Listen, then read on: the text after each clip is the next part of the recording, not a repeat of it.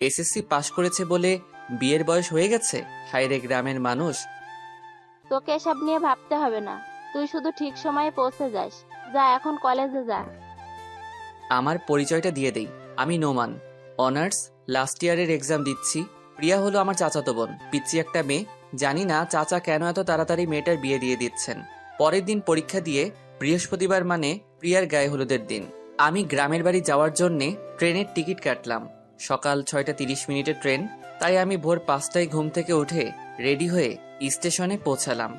এতদিন পরীক্ষা দিয়ে ইট পাথরের দুনিয়া থেকে বেরিয়ে গ্রামের সবুজ পরিবেশে যাচ্ছি। অনেক খুশি খুশি লাগছে। আর অনেক দিন পর গ্রামের বাড়িতে একটা বিয়ে খাচ্ছি। গ্রামের বিয়ের মজাই আলাদা, যা শহরের বিয়েতে পাওয়া যায় না। সকাল 7টা, ট্রেন চলছে তার দুরন্ত গতিতে। আমার কানের ইয়ারফোনটা বাজছে রোমান্টিক গান।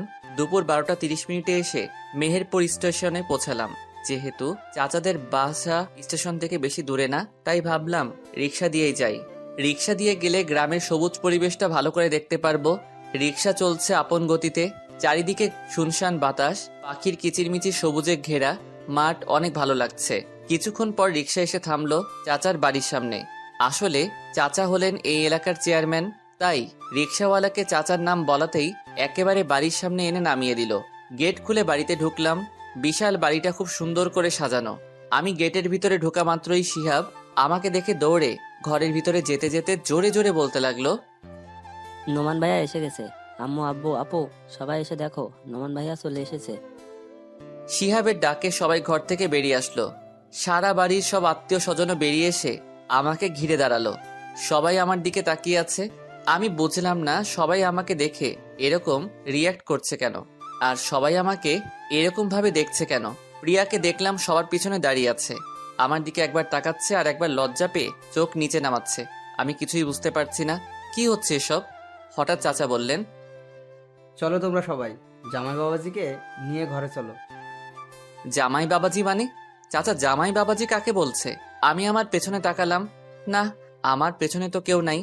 তাহলে চাচা কাকে জামাই বাবাজি বলল? আমি চিন্তায় পড়ে গেলাম। আমাকে চিন্তিত দেখে আম্মু বলল, এই নোমান, কি ভাবছিস এত? তোকে কিছু ভাবতে হবে না, চল ঘরে চল, আমি তোকে সব বুঝিয়ে বলছি। আম্মু আমাকে রুমে নিয়ে গেল। আমি বললাম, আম্মু এসব কি হচ্ছে? আমি কিছুই বুঝতে পারছি না। আর চাচা আমাকে জামাই বাবাজি বলছে কেন? নিজের মেয়ের হবু স্বামীকে জামাই বাবাজি বলবে না তো কি বলবে? মানে আমি? হুম, তুই প্রিয়ার হবু বর। আগামীকাল তোদের বিয়ে। আম্মু, কি? আমার পক্ষে পিচিটাকে বিয়ে করা সম্ভব না। হঠাৎ আব্বু রুমে ঢুকে বলল, কি বললি তুই? কিছুটা ধমক দিয়ে কথাটা বললেন। হ্যাঁ আব্বু, আমি এই বিয়েটা করতে পারবো না। আর তাছাড়া আমার কি বিয়ের বয়স হয়েছে? আমার তো অনার্সই শেষ হয় নাই। শেষ হয় না তো কি হয়েছে? বিয়ের পর অনার্স মাস্টার সবই করবি।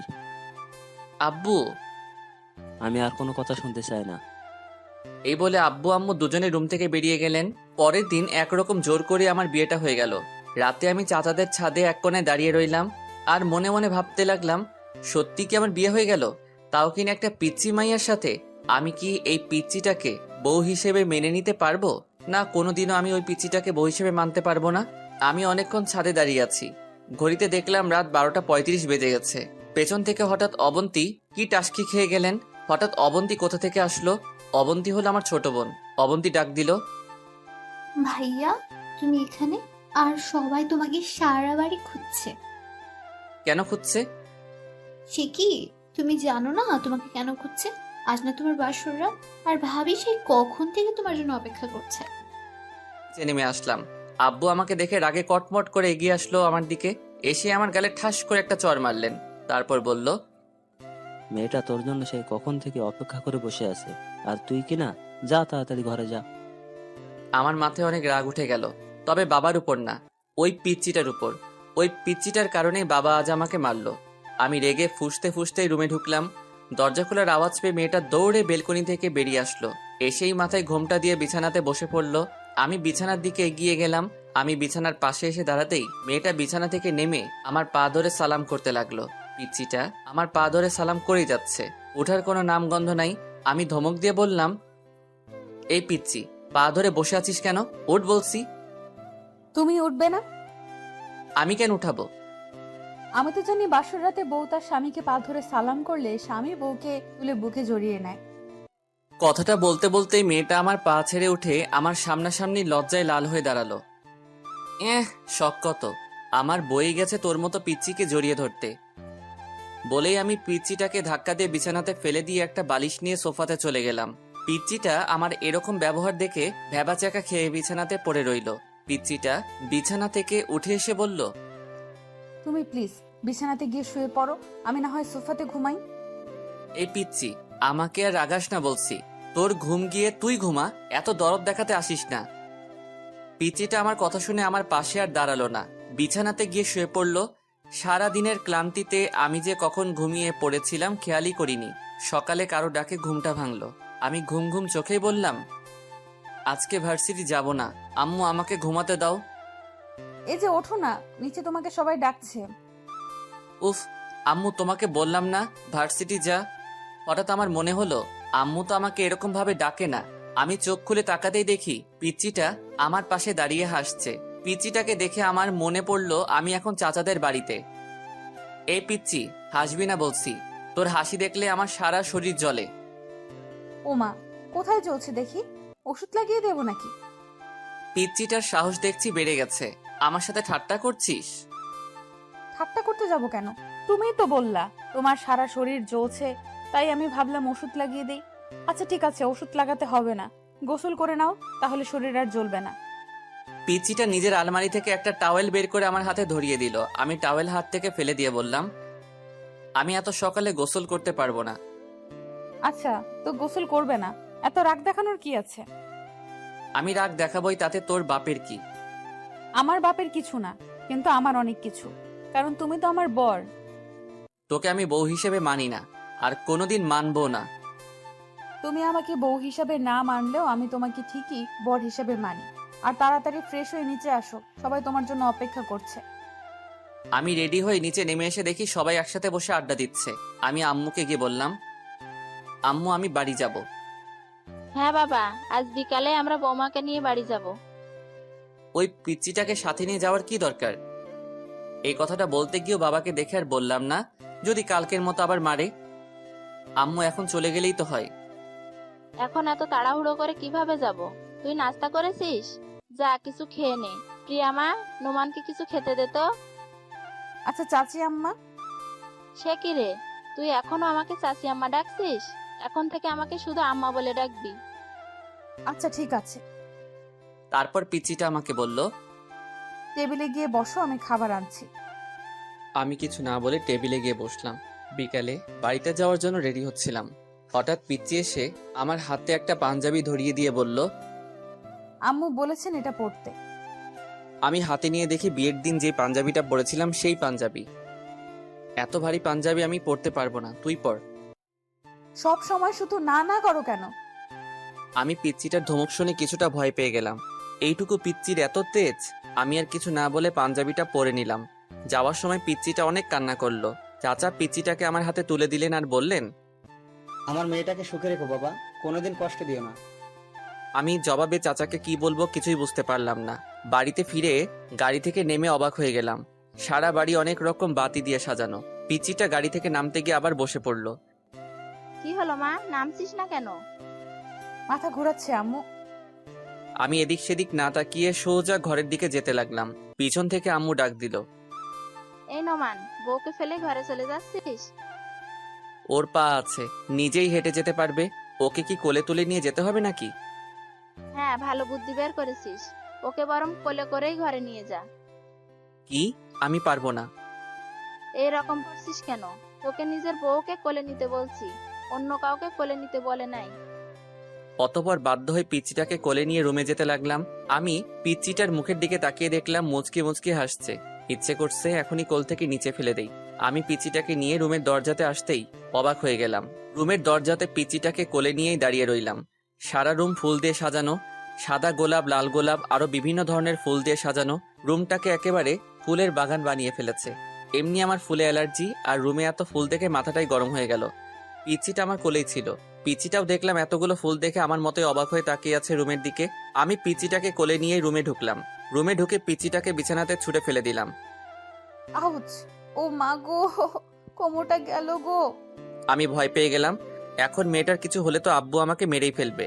আমি পিচিটার পাশে বসে বললাম, সরি, দেখি কোথায় ব্যথা পেয়েছিস। পিচিটা হেসে দিল, তারপর বলল, আমি ব্যথা পাই নাই, আমি জাস্ট দেখতে চেয়েছিলাম আমি ব্যথা পেলে তুমি কিভাবে রিয়াক্ট করো। বলেই পিচিটা একটা হাসি দিয়ে বিছানা থেকে উঠে ওয়াশরুমের দিকে যেতে লাগলো। এই পিচি, তুই তো একটু আগে মাথা ব্যথার জন্য হাঁটতে পারছিলি না, এখন কিভাবে হাঁটছিস? তোমার কোলে ওঠার জন্য মাথা ব্যথার ভান করছিলাম। তুই তো একটা পিচ্চি শয়তাননি। পিচিটা একটা হাসি দিয়ে ওয়াশরুমে ঢুকে গেল। আমি রুমে বসে বসে ভাবতে লাগলাম, না, পিচিটার সাহস অনেক বেড়ে গেছে। আমাকে এমন কিছু করতে হবে যাতে পিচিটা আমাকে ছেড়ে যেতে বাধ্য হয়। কিছুক্ষণ পর পিচি একটা পাতলা 3 পিস পরে বেরিয়ে আসলো। আমাকে বলল, যাও এখন ভারী পাঞ্জাবিটা চেঞ্জ করে আসো। আমি আমার পাঞ্জাবি চেঞ্জ করব কি না করব সেটা আমার ব্যাপার। আমার সব ব্যাপারে তোকে এত নাক গলাতে হবে না। তুমি সব সময় এমন করো কেন? আমি এমন করবই, তাতে তোর কি? আমারই তো সব। ফ্রেশ হয়ে রুমে এসে দেখি পিচিটা রুমে নাই, হয়তো নিচে গেছে। আমি রেডি হয়ে নিচে চলে আসলাম। পিচিটা আম্মু আব্বু আর আমার বোন অবন্তীর সাথে হেসে হেসে কথা বলছে। পিচিটার কি সুন্দর নিষ্পাপ হাসি, কি মায়া ভরা চোখ, একদম মায়াবতী। কেমন যেন ওর প্রতি আমার অনুভূতি কাজ করছিল। তারপর আমি এসব কি ভাবছি? আমি তো এইটুকু পিচিকে কোনোদিনও বউ হিসেবে মানতে পারবো না, তাহলে কেন আমি পিচিটার মায়ায় জড়াচ্ছি? কি রে, এখানে দাঁড়িয়ে কি ভাবছিস? তোর জন্য সেই কখন থেকে আমরা না খেয়ে বসে আছি। চল, রাতের খাবার খাবি, চল। সে কি আম্মু, তোমরা এখনো খাও নাই? না রে, আমরা অনেকবার প্রিয়াকে বলেছি চল আমরা খেয়ে নি। নোমান একটু রাত করেই খাবার খাই, কিন্তু পাগলি মেয়েটা কি বলে জানিস? বলে তুই খাবার খাওয়া না পর্যন্ত ও নাকি খেতে পারবে না। তাই আমরা ভাবলাম সবাই একসাথেই খাই। দেখছিস মেয়েটা এখন থেকেই কি রকম ভালোবাসে তোকে। লক্ষ্মী একটা মেয়ে। বলেই আম্মু পিচিটাকে বুকে জড়িয়ে নিলেন। পিচিটা লজ্জায় লাল হয়ে আম্মুর বুকে মাথা রাখলো। আমি বিড়বিড় করে বললাম, লক্ষ্মী না ছাই, শয়তানের হাড্ডি একটা। কি রে, বিড়বিড় করে কি বলছিস? আমার বউটা কি ভালো, আমার জন্য না খেয়ে বসে আছে, এটাই বলছিলাম। আচ্ছা চল, এখন সবাই খেয়ে নি, অনেক রাত হয়ে গেছে। আমি সবার আগে খাবার শেষ করে রুমে এসে একটা বই হাতে নিয়ে সোফাতে শুয়ে শুয়ে পড়তে লাগলাম। পিচ্চি রুমে ঢুকে ভিতর থেকে দরজা লাগিয়ে দিল। আমি বললাম, এই পিচ্চি, দরজা লক করছিস কেন? দরজা লক করবো না তো কি করব? আমি দরজা লক ছাড়াই ঘুমাই। এখন থেকে দরজা লক করেই ঘুমাতে হবে, কারণ এখন থেকে তো তুমি আর একা ঘুমাবে না, এখন থেকে তোমার বউও তোমার সাথে ঘুমাবে, তাই দরজা লক করেই ঘুমাতে হবে। আমি আর কিছু বললাম না। পিচ্চিটা সারা বিছানা ঘুরে ঘুরে দেখতে লাগলো। দেখেছো আমাদের কি ভাগ্য, আমরা দুইটা বাসর রাত পেলাম, কিন্তু বাসর রাতের আসল কাজটাই করতে পারলাম না। চলো না আমরা ফ্যামিলি প্ল্যানিং শুরু করে দেই। কথাগুলো বলতে বলতেই পিচ্চিটা পা ছড়িয়ে বিছানাতে মাথা নিচু করে বসে পড়ল। আমি সোফা থেকে উঠে আস্তে আস্তে প্রিয়ার দিকে এগোতে লাগলাম। পিচ্চি আমাকে আসতে দেখে নড়ে চড়ে ঠিক হলো আর লজ্জায় লাল হতে লাগলো। আমি একটু একটু করে পিচ্চিটার দিকে এগিয়ে যেতে লাগলাম। আমি পিচ্চিটার পাশে এসে দাঁড়ালাম। পিচ্চিটা এখনো মাথা নিচু করেই বসে আছে, জোরে জোরে নিঃশ্বাস ফেলছে। আমি হাঁটু মুড়ে পিচ্চিটার পাশে বসে পড়লাম। পিচ্চিটার হাত আমার হাতে শক্ত করে ধরলাম। পিচ্চিটা এবার লজ্জা মাখা চোখে আমার চোখের দিকে তাকালো।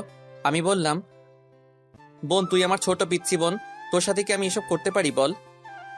প্রিয়া আমার কথা শুনে অবাক হয়ে আমার দিকে তাকালো, তারপর মুখটা মলিন করে বলল, ছি ছি, তুমি এসব কি বলছো? নিজের বউকে কেউ বোন বলে? দেখ প্রিয়া, তুই এখনো অনেক পিচ্চি, তোর এখনো বিয়ের বয়স হয় নাই। তুমি আমাকে যতটা পিচ্চি ভাবছো আমি কিন্তু ততটাও পিচ্চি না। বলেই প্রিয়া বিছানা থেকে উঠে দাঁড়ালো। আমি উঠলাম। আমি বললাম, তুই নিজেকে যতই বড় মনে করিস না কেন, তুই পিচ্চি থাকবি। না আমি পিচ্চি না। হ্যাঁ তুই পিচ্চি। আমি পিচ্চি না। এইগুলো বলছে আর আমার দিকে এগিয়ে আসছে। আমি এক পা করে পিছিয়ে যাচ্ছি। আমি পিছাতে হঠাৎ পিছনে দেয়ালের সাথে আটকে গেলাম। এই পিচ্চি, এই কি করছিস? আমাকে পিচ্চি বলবে আর? এখন প্রিয়ার থেকে আমার শরীর 1 ইঞ্চি দূরত্বে। পিচিটার ঠোঁট আমার ঠোঁটের একদম কাছে নিয়ে আসলো। পিচিটার নিঃশ্বাস আমার মুখের উপর পড়ছে। পিচিটা নিজের ঠোঁট আমার এতই কাছে নিয়ে এলো যে বুঝতেই পারছি না কোনটা ওর নিঃশ্বাস আর কোনটা আমার নিঃশ্বাস। আমি পিচ্চিটাকে কিছু বলতে যাব তখনই খপ করে নিজের ঠোঁট আমার ঠোঁটে লাগিয়ে দিল। আমি মুখে কোনো শব্দ করতে পারছি না, শুধু মুখ দিয়ে শব্দ বের হয়ে আসছে। কিছুক্ষণ পর পিচ্চিটা নিজের ঠোঁট সরিয়ে আমার কপাল নিজের কপাল লাগিয়ে জোরে জোরে হাঁপাতে লাগলো। আমি পিচ্চিটাকে ধাক্কা দিয়ে নিজের থেকে সরিয়ে নিলাম, হাত দিয়ে ঠোঁট মুছতে মুছতে বললাম, এই পিচ্চি শয়তান্নি, তুই এটা কি করলি? আমি যে পিচ্চি না সেটার প্রমাণ দিলাম। সর। ধাক্কা দিয়ে সরিয়ে বাথরুমে যেতে লাগলাম। অনেকক্ষণ ধরে বাথরুমে বসে বসে মোবাইল টিপছিলাম। পিচ্চিটার সামনে যেতে ইচ্ছেই করছে না, অনেক রাগ হচ্ছে পিচ্চিটার উপর। এইটুকু পিচ্চি একটা আমাকে কিস করছে, এটা ভাবতেই সারা শরীর জ্বলছে। আব্বুর ভয়ে পিচ্চিটাকে কিছু বলতেও পারছি না। বাথরুমের বাইরে থেকে পিচ্চিটার ডাক শুনলাম। এই যে এতক্ষণ ধরে বাথরুমে কি করছো? বেরিয়ে আসছো না কেন? বাথরুমেই ঘুমিয়ে পড়লে নাকি? আমি কোনো উত্তর না দিয়ে মোবাইল টিপছি। কিছুক্ষণ থেমে পিচ্চিটা আবার ডাকতে লাগলো। এই যে শুনছো, বেরিয়ে আসো না প্লিজ, আমার একা একা ভয় লাগছে। আমি মনে মনে বললাম, তোর ভয় লাগছে তো আমি কি করব? কোলে নিয়ে নাচবো নাকি? পিচ্চি শয়তান নিয়ে একটা। এবার পিচ্চিটা বাথরুমের দরজাটা জোরে ধাক্কা দিতে লাগলো। দরজা খুলছো না কেন? প্লিজ দরজাটা খোলো। এবার পিচ্চিটা নিজে নিজেকেই প্রশ্ন করলো, ওর কিছু হলো না তো? কি হলো? দরজা খুলছো না কেন? কান্না করছে আর জোরে জোরে বাথরুমের দরজাটাকে ঠেলছে। ওর চিৎকারের শব্দে মনে মনে ভাবলাম, এবার আমার বেরিয়ে আসা দরকার, না হলে পিচ্চিটার কান্না শুনে আব্বু আম্মু চলে আসবেন। আমি দরজা খুলে বাইরে বেরিয়ে আসলাম। আমাকে দেখে পিচ্চিটা আমাকে শক্ত করে জড়িয়ে ধরলো আর বলতে লাগলো, তুমি ঠিক আছো তো? তোমার কিছু হয় নাই তো? এতক্ষণ দরজা আটকিয়ে কি করছিলে? জানো আমি কতটা ভয় পেয়ে গেছিলাম। একের পর এক প্রশ্ন করেই যাচ্ছে। আমি পিচ্চিটাকে নিজের থেকে ছাড়িয়ে বললাম, সত্যি তুই একটা পিচ্চি। বলেই পিচ্চিটাকে পাশ কাটিয়ে বিছানা থেকে একটা বালিশ নিয়ে সোফাতে চলে গেলাম। পিচ্চিটা আমার পিছে পিছে আসলো। আমি সোফাতে বালিশ রেখে ঘুমাতে যাব, তখনই পিচ্চিটা আমাকে বলল, তুমি সোফাতে ঘুমাবে না, আমার সাথে বিছানাতে ঘুমাবে। আমি তোর সাথে ঘুমাতে পারবো না। তোমাকে আমার সাথে ঘুমাতে হবে, না হলে কিন্তু। না ঘুমালে কি করবি? হ্যাঁ, ওর মুখোমুখি হয়ে কথাটা বললাম। আমার সাথে না ঘুমালে শ্বশুর আব্বাকে ডাক দেবো আর বলবো তুমি আমাকে মারছো। কি বললি? আমি তোকে মারছি? তুমি আমাকে মারো নাই সেটা শুধু আমি আর তুমি জানি, আব্বু তো আর জানে না। তুই আমাকে ব্ল্যাকমেইল করছিস? আমার প্রশ্নের উত্তর না দিয়ে উল্টো আমাকে প্রশ্ন করলো। তুমি বলো আমার সাথে ঘুমাবে নাকি আমি আব্বুকে ডাক দিব? তোর মতো পিচ্চি শয়তানির সাথে আমি ঘুমাতে পারবো না। ওকে, তাহলে আমি আব্বুকে ডাক দেই। আব্বু। আমি ওর মুখ চেপে ধরে বললাম, এই কি করছিস? আমি ঘুমাবো, তোর সাথেই ঘুমাবো। প্লিজ আব্বুকে ডাক দিস না, পিচ্চি শয়তান নিয়ে একটা। শেষ পর্যন্ত পিচ্চিটাকে নিয়ে বিছানাতে ঘুমাতে গেলাম। ওর বালিশটা ঠেলে এক পাশে দিলাম, আমার বালিশটা টেনে অন্য পাশে আনলাম। আমাদের মাঝখানে বড় গ্যাপ রাখলাম। লাইট নিভিয়ে বালিশে মাথা রাখলাম। হুট করে পিচ্চিটা নিজের বালিশ ছেড়ে আমার বালিশে চলে আসলো। সোজা আমার বুকে মাথা রেখে 2 হাত দিয়ে আমাকে জড়িয়ে ধরলো। আমি সাথে সাথে ওকে আমার থেকে ছাড়িয়ে নিলাম। এই পিচ্চি, কি করছিস? তোর বালিশে গিয়ে ঘুমা। না, তোমার বুকেই ঘুমাবো। তোর বালিশে গিয়ে ঘুমা বলছি। পিচ্চিটা উল্টা আমাকে ধমক দিয়ে বলল, আমাকে তোমার বুকে ঘুমাতে দিবে নাকি আমি শ্বশুর আব্বাকে ডাক দিব? আব্বু। আমি আবার পিচ্চিটার মুখ চেপে ধরে বললাম, এই পিচ্চি শয়তান্নি, কথায় কথায় আব্বুকে ডাক দিস কেন? অতবার বাধ্য হয়ে পিচ্চিটাকে বুকে নিয়ে ঘুমালাম। সকালে ঘুম থেকে উঠে মেয়েটার কাণ্ড দেখে আমি অবাক হয়ে গেলাম। পিচ্চিটার একটা পা আমার পেটের উপর আর আমার মাথাকে নিজের বুকে শক্ত করে জড়িয়ে আমাকে কোলবালিশ বানিয়ে ঘুমিয়ে আছে। আমি পিচ্চিটার বাহুর থেকে নিজেকে ছাড়ানোর চেষ্টা করছি, কিন্তু পিচ্চিটা আমাকে ছাড়ছেই না, আরো শক্ত করে আমাকে জড়িয়ে ধরছে। তার মানে পিচ্চিটা এখন জেগেই আছে। আমি বললাম, এই পিচ্চি, আমাকে ছাড় বলছি। পিচ্চিটা আমাকে ছাড়ছেই না। আমি এবার জোর করে পিচ্চিটার থেকে ছুটে আসলাম। ফ্রেশ হয়ে রুমে এসে দেখি পিচ্চিটা নাই, হয়তো উঠে নিচে চলে গেছে। আমি রেডি হয়ে নিচে খাবার টেবিলে চলে আসলাম। সবাই একসাথে নাস্তা করছি। আব্বু বললেন, নোমান, তুই কোথাও বের হচ্ছিস নাকি? জি আব্বু, বন্ধুদের সাথে একটু দেখা করতে যাব। বৌমাকে সাথে নিয়ে যা, একটা ভালো কলেজে ভর্তি করে দিস। আব্বু, তার চেয়ে বরং ওকে ওর বাড়িতে পাঠিয়ে দাও, প্রিয়া ওর বাড়ি থেকেই পড়াশোনা করুক। পিচ্চিটার হাসি মুখ মলিন হয়ে গেল। আব্বু বললেন, প্রিয়া এখন আমাদের বাড়ির বউ, আমাদের বাড়ি থেকেই পড়াশোনা করবে। তোকে আমি যেটা বলছি তুই সেটা কর। আমি মুখ গোমড়া করে বললাম, আচ্ছা আব্বু। আমার আচ্ছা আব্বু শুনে পিচিটার মুখে হাসি ফুটে উঠল। ঢং যত্ত সব। আমি বাইক নিয়ে পিচিটার জন্য বাইরে দাঁড়িয়ে আছি। মনে মনে বলি, কিরে পিচিটা এখনো আসছে না কেন? সেই কখন রেডি হতে গিয়েছিল। কিছুক্ষণ পর পিচিটা বেরিয়ে আসলো। আমি পিচিটাকে দেখে হা করে তাকিয়ে রইলাম। পিচিটাকে সাদা একটা পরীর মতো লাগছে। পিচিটা একটা সাদা জামা পরে বের হয়ে আসলো, ঠোঁটে লাল লিপস্টিক, চোখে গাঢ় করে কাজল। এক কথায় অসাধারণ লাগছে পিচিটাকে। এভাবে তাকিয়ে আছো কেন? আমার লজ্জা লাগছে। পিচিটার কথায় আমি ওর থেকে চোখ সরিয়ে নিলাম। যেভাবে সেজে আসছিস, বোঝা যাচ্ছে কোনো বিয়ে বাড়িতে যাচ্ছিস। বারে, নিজের বরের সাথে আজ প্রথম কোথাও একসাথে বের হচ্ছি, একটু সাজবো না? এটাকে একটু সাজা বলে? আচ্ছা, তাড়াতাড়ি পেছনে ওঠ। পিচিটা একটা লাফ দিয়ে বলল, ওয়াও, আমরা বাইকে যাব? হুম। পিচিটা হুট করে এসে আমার গালে একটা চুমু খেলো। এই পিচি শয়তান নিয়ে আমাকে চুমু দিলি কেন? পিচিটা আমার কথার উত্তর না দিয়ে বলল, জান, আমার অনেক দিনের স্বপ্ন আমার বর আমাকে বাইকের পেছনে নিয়ে ঘুরবে। সেই স্বপ্নটা আজ পূরণ হতে যাচ্ছে। তুই স্বপ্ন দেখ, আমি যাচ্ছি। এই বলে বাইকটা স্টার্ট দিলাম। এই না না, আমি উঠছি। পিচিটা পেছনে উঠে বসতেই আমি বাইকটা ছেড়ে দিলাম। কিছুক্ষণ পর আমি বাইকটা একটা জায়গায় থামালাম। পিচিটা বলল, আমরা কি কলেজে এসে পড়েছি? না, তাহলে এইখানে বাইক থামালে কেন? দরকার আছে। পিচিটা আর কিছু বলল না, চুপ করে বসে রইল। আমি ভাবতে লাগলাম, সামনে তো বন্ধুরা আড্ডা দিচ্ছে, আমার সাথে যদি পিচিটাকে দেখে তাহলে তো আমি শেষ। আমি ভাবতে লাগলাম কি করা যায়। হ্যাঁ, বুদ্ধি পেয়েছি। আমি পিচিটাকে বললাম, এই পিচি, আমাকে শক্ত করে জড়িয়ে ধর। পিচিটা খুশি হয়ে আমাকে শক্ত করে ধরলো। আমি বাইকটা স্টার্ট দিলাম। আস্তে আস্তে বাইকের স্পিড অনেকটা বাড়িয়ে দিলাম।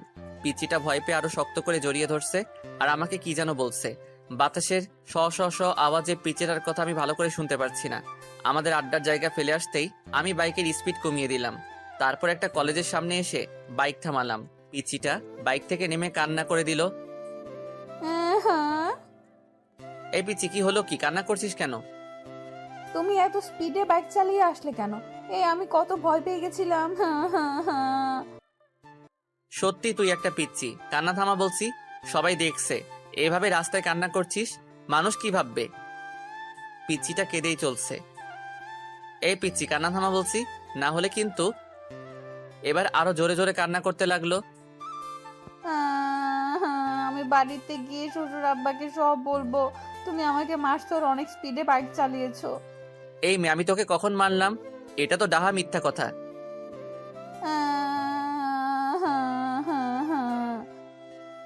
আচ্ছা বোন, সরি সরি। এবার কান্না থামা। দেখ লোকজন কিভাবে আমাদের দিকে তাকিয়ে আছে। তুমি আবার আমাকে বোন বলছো? এবার কয়েকটা লোক আমাদের দিকে এগিয়ে আসলো। লোকগুলো আমাদের অনেকক্ষণ ধরে লক্ষ্য করেছিল। কি ভাই, মেয়েটাকে এভাবে কাঁদাচ্ছেন কেন? মেয়ে দেখলেই পিছনে লাগতে ইচ্ছে করে। বলে লোকটা নিজের হাতের শার্ট উপরে তুলতে তুলতে আমার দিকে এগিয়ে আসছে। আরে ভাই, থামেন থামেন, উনি আমার বউ। আমার উপর রাগ করে কান্না করছে। আমার মুখে বউ ডাক শুনে মেয়েটা কান্না থামালো। আপু, উনি কি আপনার স্বামী? জি, উনি আমার স্বামী। লোকগুলো আমাকে সরি বলে চলে গেল। পিচিটাকে দেখলাম মাথা নিচু করে হাসছে। এই পিচি, হাসছিস কেন? তুমি আমাকে বউ বলছো তাই খুশি লাগছে। আমার বয়ে গেছে তোকে বউ বলতে। আমি তো ওই লোকগুলোর হাত থেকে বাঁচার জন্য তোকে বউ বললাম। যেভাবেই হোক, বউ বলছো তো। পিচিটাকে কলেজে ভর্তি করিয়ে আবার বাড়িতে ফিরছি। এবার বাইকটা আস্তে আস্তে চালাচ্ছি। কিছু দূর আগাতেই দেখলাম কয়েকজন লোক রাস্তার মাঝখানে দাঁড়িয়ে আছে। ভালো করে লক্ষ্য করে দেখি, আরে এরা তো আমার বন্ধুরা। এখন আমি কি করি? কি বলবো ওদেরকে? আমাকে তো জিজ্ঞাসা করবে আমি বাইকে করে সাথে কাকে নিয়ে যাচ্ছি। মনে মনে কিছু ভাবতে লাগলাম আর কিছু দূর আগাইলাম। সবাই আমার দিকে রাগে চোখে তাকিয়ে আছে। আমি বললাম, কি রে, তোরা এভাবে মাঝ রাস্তায় দাঁড়িয়ে আছিস কেন? এদিকে যাওয়ার সময় তোকে আমরা পিছন থেকে কত ডেকেছি, শুনলি না কেন? ও, তোরা ডেকেছিলি? আমি হয়তো শুনতে পাই নাই রে দোষ। কিরে মামা, পিছনে সুন্দরী মায়াটা কে? আমি এতক্ষণ এটারই ভয় পাচ্ছিলাম। হ্যাঁ রে, মেয়েটাকে? আমি কিছু বলছি না দেখে পিচিটাই বলল। আমি ওর পিচিটাকে বলতে না দিয়ে আমি বললাম, ও আমার চাচাতো বোন। পিচিটা আবার কান্না শুরু করে দিল। এ, তুমি আমাকে আবার বোন বলছো? আমি বাড়িতে গিয়ে শ্বশুর আব্বাকে সব বলবো। নিজের বউকে বোন বলা হচ্ছে? আমার বন্ধুরা সবাই একসাথে বলে উঠল, বউ। সবাই অবাক হয়ে আমার দিকে তাকিয়ে রইল। ওরা আমাকে প্রশ্ন করতে যাবে, তখনই আমি বললাম, বাড়ি থেকে ফিরে এসে সব বলছি। এই বলে বাইক স্টার্ট দিয়ে বাড়িতে চলে আসলাম। এই পিচি নাম, বাড়ি চলে এসেছি। পিচিটা বাইক থেকে নামতে আমি বাইকটা আবার স্টার্ট দিলাম। পিচিটা বলল, বাসায় কখন ফিরবে? সেটা তোকে বলে যেতে হবে নাকি? বলেই বাইক চালিয়ে চলে আসলাম বন্ধুদের কাছে। বন্ধুদের সাথে আড্ডা দিতে দিতে কখন যে বিকাল 3টা বেজে গেল খেয়ালই করি নাই। বাসাতে ঢুকতেই দেখি আব্বু ড্রয়িং রুমের সোফাতে বসে আছেন। আমাকে দেখে আব্বু সোফা থেকে উঠে এসে আমার সামনে দাঁড়ালেন, তারপর বললেন, তোর কি কাণ্ডজ্ঞান বলতে কিছু নেই? আব্বু। চুপ কর। ঘরে যে তোর একটা বউ আছে, সেদিকে কি খেয়াল আছে? মেয়েটা সেই কখন থেকে না খেয়ে তোর জন্য বসে আছে, আর তুই সারাদিন বখাটেদের মতো ঘুরে বেড়াচ্ছিস আর নিজের ফোনটা অফ করে রাখছিস। আমি মাথা নিচু করে বললাম, ফোনে চার্জ ছিল না, তাই ফোনটা অফ হয়ে গেছে। আম্মু এসে বললেন, যা রুম থেকে বৌমাকে নিয়ে আয়, মেয়েটা সেই কখন থেকে তোর জন্য অপেক্ষা করে বসে আছে। আমি রুমে ঢোকার আওয়াজ পেয়ে পিচিটাকে বেলকনি থেকে দৌড়ে আমার কাছে এসে বলল। তুমি চলে এসেছো? তারপরে বাবার মুখে ওই বখাটে কথাটা শুনে নিজেকে আর আটকাতে পারিনি। পিচিটার গালে ঠাস করে এক চর বসিয়ে দিলাম। পিচিটা গালে হাত দিয়ে আমার দিকে প্রশ্নবোধক দৃষ্টিতে তাকিয়ে আছে। আমি বললাম, এই পিচি, তোকে কে বলেছে আমার জন্য না খেয়ে বসে থাকতে? পিচিটার চোখের পানি গড়িয়ে পড়ল। আমি আবার বললাম, আজ শুধু তোর জন্য আব্বু জীবনে এই প্রথম বখাটে বলল। আমার উপর বউয়ের অধিকার দেখানো হচ্ছে। তোকে আমি বউ হিসেবে মানি না, আর কোনোদিন মানবো না। অসহ্য একটা। পিচিটাকে পাশ কাটিয়ে ওয়াশরুমে চলে গেলাম। ওয়াশরুম থেকে ফিরে এসে দেখি পিচিটা সেই আগের জায়গাটাতেই দাঁড়িয়ে আছে। আমি পিচিটার থেকে 2-3 পা সামনে এসে মাথাটা একটু পেছনে ঘুরিয়ে বললাম, এই পিচি, নিচে আসবি নাকি আমাকে আরো বকা খাওয়ানোর ইচ্ছা আছে? জি, আসছি। পিচিটাকে নিয়ে খাবার খাচ্ছি। আম্মু পাশেই দাঁড়িয়ে আছেন। পিচিকে দেখলাম খাবার না খেয়ে কি যেন একটা ভাবছে, আর খাবারগুলো হাত দিয়ে শুধু নাড়ছে। আম্মু পিচিটাকে বললেন, কিরে মা, তুই খাবার না খেয়ে কি ভাবছিস? কিছু না আম্মু। তাহলে খাচ্ছিস না কেন? পিচিটা নিজের গাল থেকে চুলগুলো সরিয়ে কিছুটা ভাত মুখে নিল। আম্মু চিৎকার দিয়ে উঠলেন। সে কিরে, তোর গালে এটা কিসের দাগ? আম্মুর কথায় আমি পিচিটার গালের দিকে তাকালাম। পিচিটার গাল অনেকটা লাল হয়ে আঙুলের ছাপ দেখা যাচ্ছে। আমার আর বুঝতে বাকি রইল না যে এটা আমারই আঙুলের ছাপ। তখন রাগে থাপ্পড়টা অনেক জোরেই মেরেছিলাম। কিরে মা, কিছু বলছিস না যে? আমাকে বল কি হয়েছে? এটা হয়তো অ্যালার্জির কারণে হয়েছে আম্মু। গলাটা অনেকক্ষণ ধরে চুলকাচ্ছিল। ওষুধ লাগিয়েছিস? না আম্মু, পরে লাগিয়ে নিব। মেয়েটাকে দেখে আমার অনেক মায়া হচ্ছে। আমাকে বাঁচানোর জন্য মেয়েটা মিথ্যা বলল, আর আমি কিনা। মেয়েটা আমার আগেই খাবার খেয়ে রুমে চলে গেল। কিছুক্ষণ পর আমি রুমে গিয়ে দেখি মেয়েটা রুমে নাই, হয়তো বেলকনিতে আছে। মনটাও ভালো লাগছে না। ভাবলাম মেয়েটাকে একবার সরি বলে আসি। আমি বেলকনিতে গিয়ে দেখলাম পিচিটা অন্য মনে বাইরে তাকিয়ে আছে। সো আপনি আমাদের ডিভোর্স চান তো? আমি চুপ করে আছি। আমি জানি আপনি আমাদের ডিভোর্স চান, কিন্তু আপনার আব্বুর ভয় বলতে পারছেন না। আর এই বিয়েটাও আপনার আব্বুর ভয় করছেন। আপনি চিন্তা করেন না, ডিভোর্স হওয়ার পর আপনার আব্বুকে বলবো আমি নিজেই আপনাকে ছেড়ে চলে গেছি। বলবো আপনার কোনো দোষ নেই। আপনি ডিভোর্স পেপার রেডি করেন। পিচিটা চোখের পানি মুছে রুমে চলে গেল। আমি কিছুই বলতে পারলাম না। ওর জন্য খারাপও লাগছে, আবার কেমন যেন খুশি খুশিও লাগছে। জানি না কি করব। পরের দিন বাড়িতে ঘুরতে যাওয়ার কথা বলে পিচিটাকে নিয়ে উকিলের কাছে আসলাম। উকিলের কাছে আসার পর উকিল বলল, বিয়ের 6 মাস আগে ডিভোর্স দেওয়া সম্ভব না। তার মানে আমাদেরকে আরো 6 মাস একসাথে থাকতে হবে। তারপর ডিভোর্সের অ্যাপ্লাই করে কোর্ট থেকে বেরিয়ে আসলাম। আজ আমি বাইকটা সাথে আনি নাই, তাই রিক্সা দিয়ে বাড়ি ফিরছিলাম। অনেকক্ষণ ধরে রিক্সাতে বসে আছি, কারোর মুখে কোনো কথা নাই। দুজনেই চুপ করে আছি। দুজনের নীরবতা ভেঙে পিচিটাই বলল, আমার একটা কথা রাখবেন? বল। আমরা যে কয়টা দিন একসাথে থাকবো, সে কয়টা দিন কি আমরা স্বামী স্ত্রীদের মতো থাকতে পারি না? মানে তুই কি বলতে চাইছিস? আরে আমি তোমার কাছে স্ত্রীর অধিকার চাই নাই। আমি বলছি আমরা স্বামী স্ত্রীদের মতো ব্যবহার করতে পারি না। প্লিজ আমার এই শেষ ইচ্ছেটা রাখো। পিচ্চিটা প্রায় কেঁদেই দিল। আচ্ছা ঠিক আছে। সত্যি? হুম। পিচ্চিটা আমার হাত হালকা জড়িয়ে ধরে বলল। Thank you. তারপরে আমরা বাড়িতে রওনা দিলাম। একটা রিক্সা নিলাম। রিক্সায় এসে আমাদের বাড়িতে দাঁড়ালো। ঘরে ঢুকে অবাক হয়ে গেলাম। চাচা চাচি শিহাব আরো অনেকেই আমাদের ড্রয়িং রুমে বসে আছে। পিচ্চিটা ওর আম্মু আব্বুকে দেখে দৌড়ে গিয়ে ওর আম্মুকে জড়িয়ে ধরলো। তারপর ওর আম্মুকে ছেড়ে ওর আব্বুকে জড়িয়ে ধরার সাথে সাথেই কান্না করে দিল। চাচা বললেন, আরে পাগলি মেয়ে, কাঁদছিস কেন? বাবা তো তুমি কেমন আছো? হুম। পিচ্চিটা হয়তো ওর বাবাকে একটু বেশি ভালোবাসে, তাই এরকম ভাবে কান্না করছে। দেখ পাগলি মেয়ের কাণ্ড। আমি ভালো আছি রে মা, তুই কেমন আছিস? মুখে হাসি দিলেও চোখ দিয়ে পানি ঠিকই পড়ছে। ভালো। বলেই আবার কান্না করতে লাগলো। চারপাশে দেখলাম পিচ্চিটার কান্না দেখে সবার চোখে পানি চলে এসেছে। আমার ওদের কান্না দেখে কোনো কষ্ট হচ্ছে না, কারণ আমি জানি আর কয়েক মাস পর পিচ্চিটা ওর আম্মু আব্বুর কাছে চলে যাবে, তাই আমার তেমন কষ্ট হচ্ছে না। চাচা পিচ্চিটার মাথায় হাত বুলিয়ে দিচ্ছে আর সান্ত্বনা দিচ্ছেন। এবার পিচ্চিটাকে নিজের থেকে ছাড়িয়ে কপালে একটা চুমু খেলেন। পিচ্চিটা এবার কিছুটা শান্ত হলো। আম্মু আমাকে ইশারায় বললেন চাচা চাচিকে সালাম করতে। আমি এগিয়ে গিয়ে চাচা চাচিকে সালাম করলাম। এবার আব্বু পিচ্চিটাকে বললেন, যাও মা, ব্যাগপত্র গুছিয়ে নাও, আজ তোমরা তোমাদের বাড়ি যাচ্ছ, তোমার আব্বা আম্মু তোমাদের নিতে এসেছে। পিচ্চিটা একবার আমার দিকে তাকিয়ে উপরের রুমে যেতে লাগলো। আব্বু আমাকে বললেন, কি রে, তুই দাঁড়িয়ে আছিস কেন? ব্যাগপত্র গুছিয়ে নে, তোদের গ্রামে গিয়ে 4-5 দিন থাকতে হবে। আমি অবাক হয়ে বললাম, আব্বু আমাকেও যেতে হবে নাকি? চাচা বললেন, হ্যাঁ বাবা, বিয়ের পর শ্বশুর বাড়ি গিয়ে কয়েকদিন থাকতে হয়, এটা নিয়ম।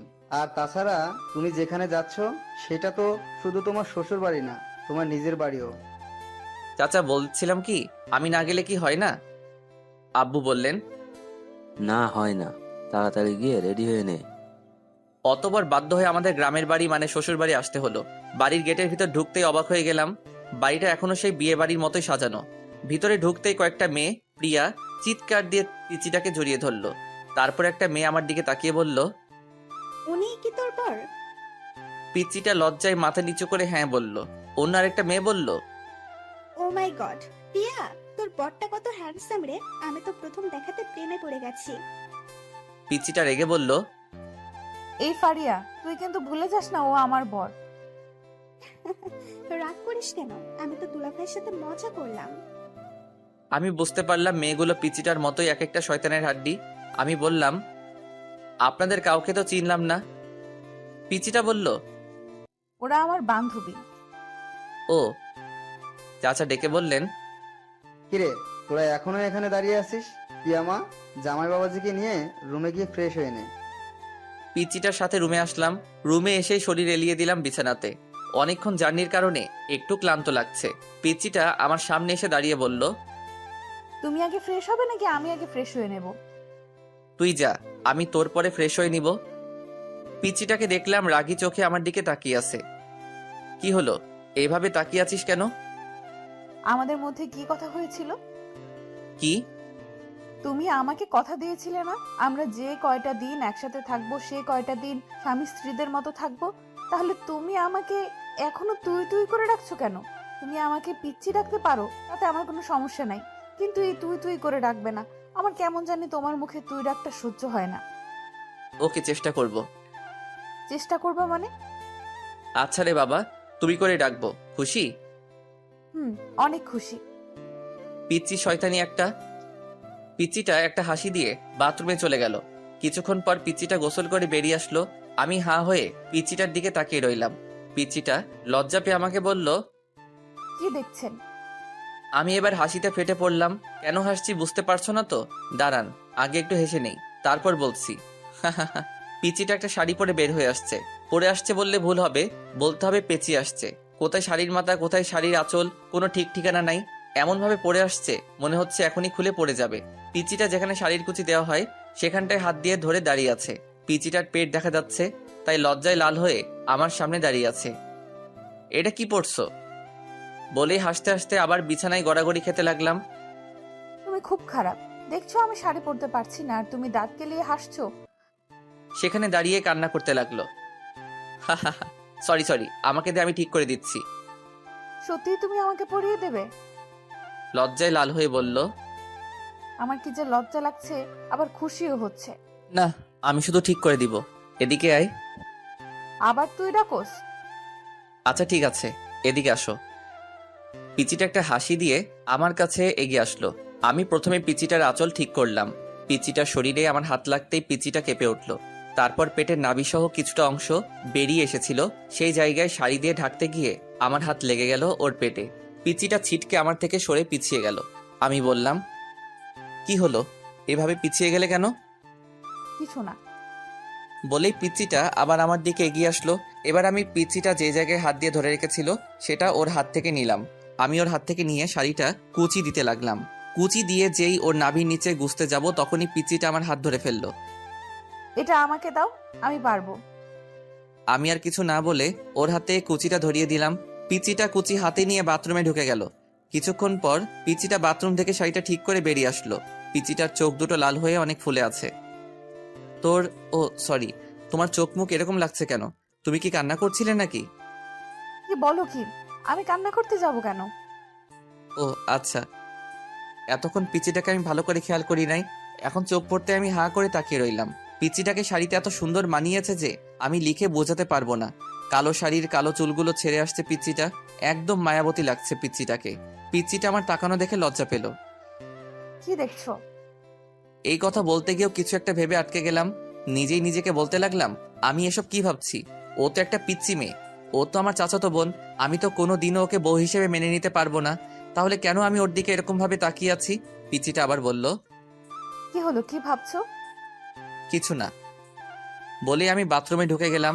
তারপর অনেকক্ষণ গোসল করলাম। গোসল শেষে মনে হলো, শিট, আমি তো টাওয়েল সাথে আনি নাই। পরনে যে কাপড়গুলো নিয়ে বাথরুমে ঢুকেছিলাম সেগুলোও ভিজিয়ে ফেলেছি। এখন আমি বাথরুম থেকে বের হই কিভাবে? বাথরুমের দরজাটা কিছুটা ফাঁক করে দেখলাম পিচিটা কোথায় আছে। পিচিটাকে দেখলাম আয়নাতে চুল আঁচড়াচ্ছে। আমি শুধু মুখটা বের করে বললাম, এই মেয়ে। হঠাৎ আমার আওয়াজে পিচিটা চমকে উঠল। কে? পিচিটা ভয়ে ভয়ে রুমের চারদিকে তাকিয়ে খুঁজতে লাগলো। এই পিচ্চি, আমি। বাথরুমের দরজাতে দেখো। পিচিটা আমাকে দেখে নিজের বুকে থুতু দিল। ও তুমি? আমি তো ভয় পেয়ে গেছিলাম। তুমি সত্যিই পিচ্চি, একটুতেই ভয় পেয়ে যাও। তুমি এভাবে দরজাতে মুখ করে দাঁড়িয়ে আছো কেন?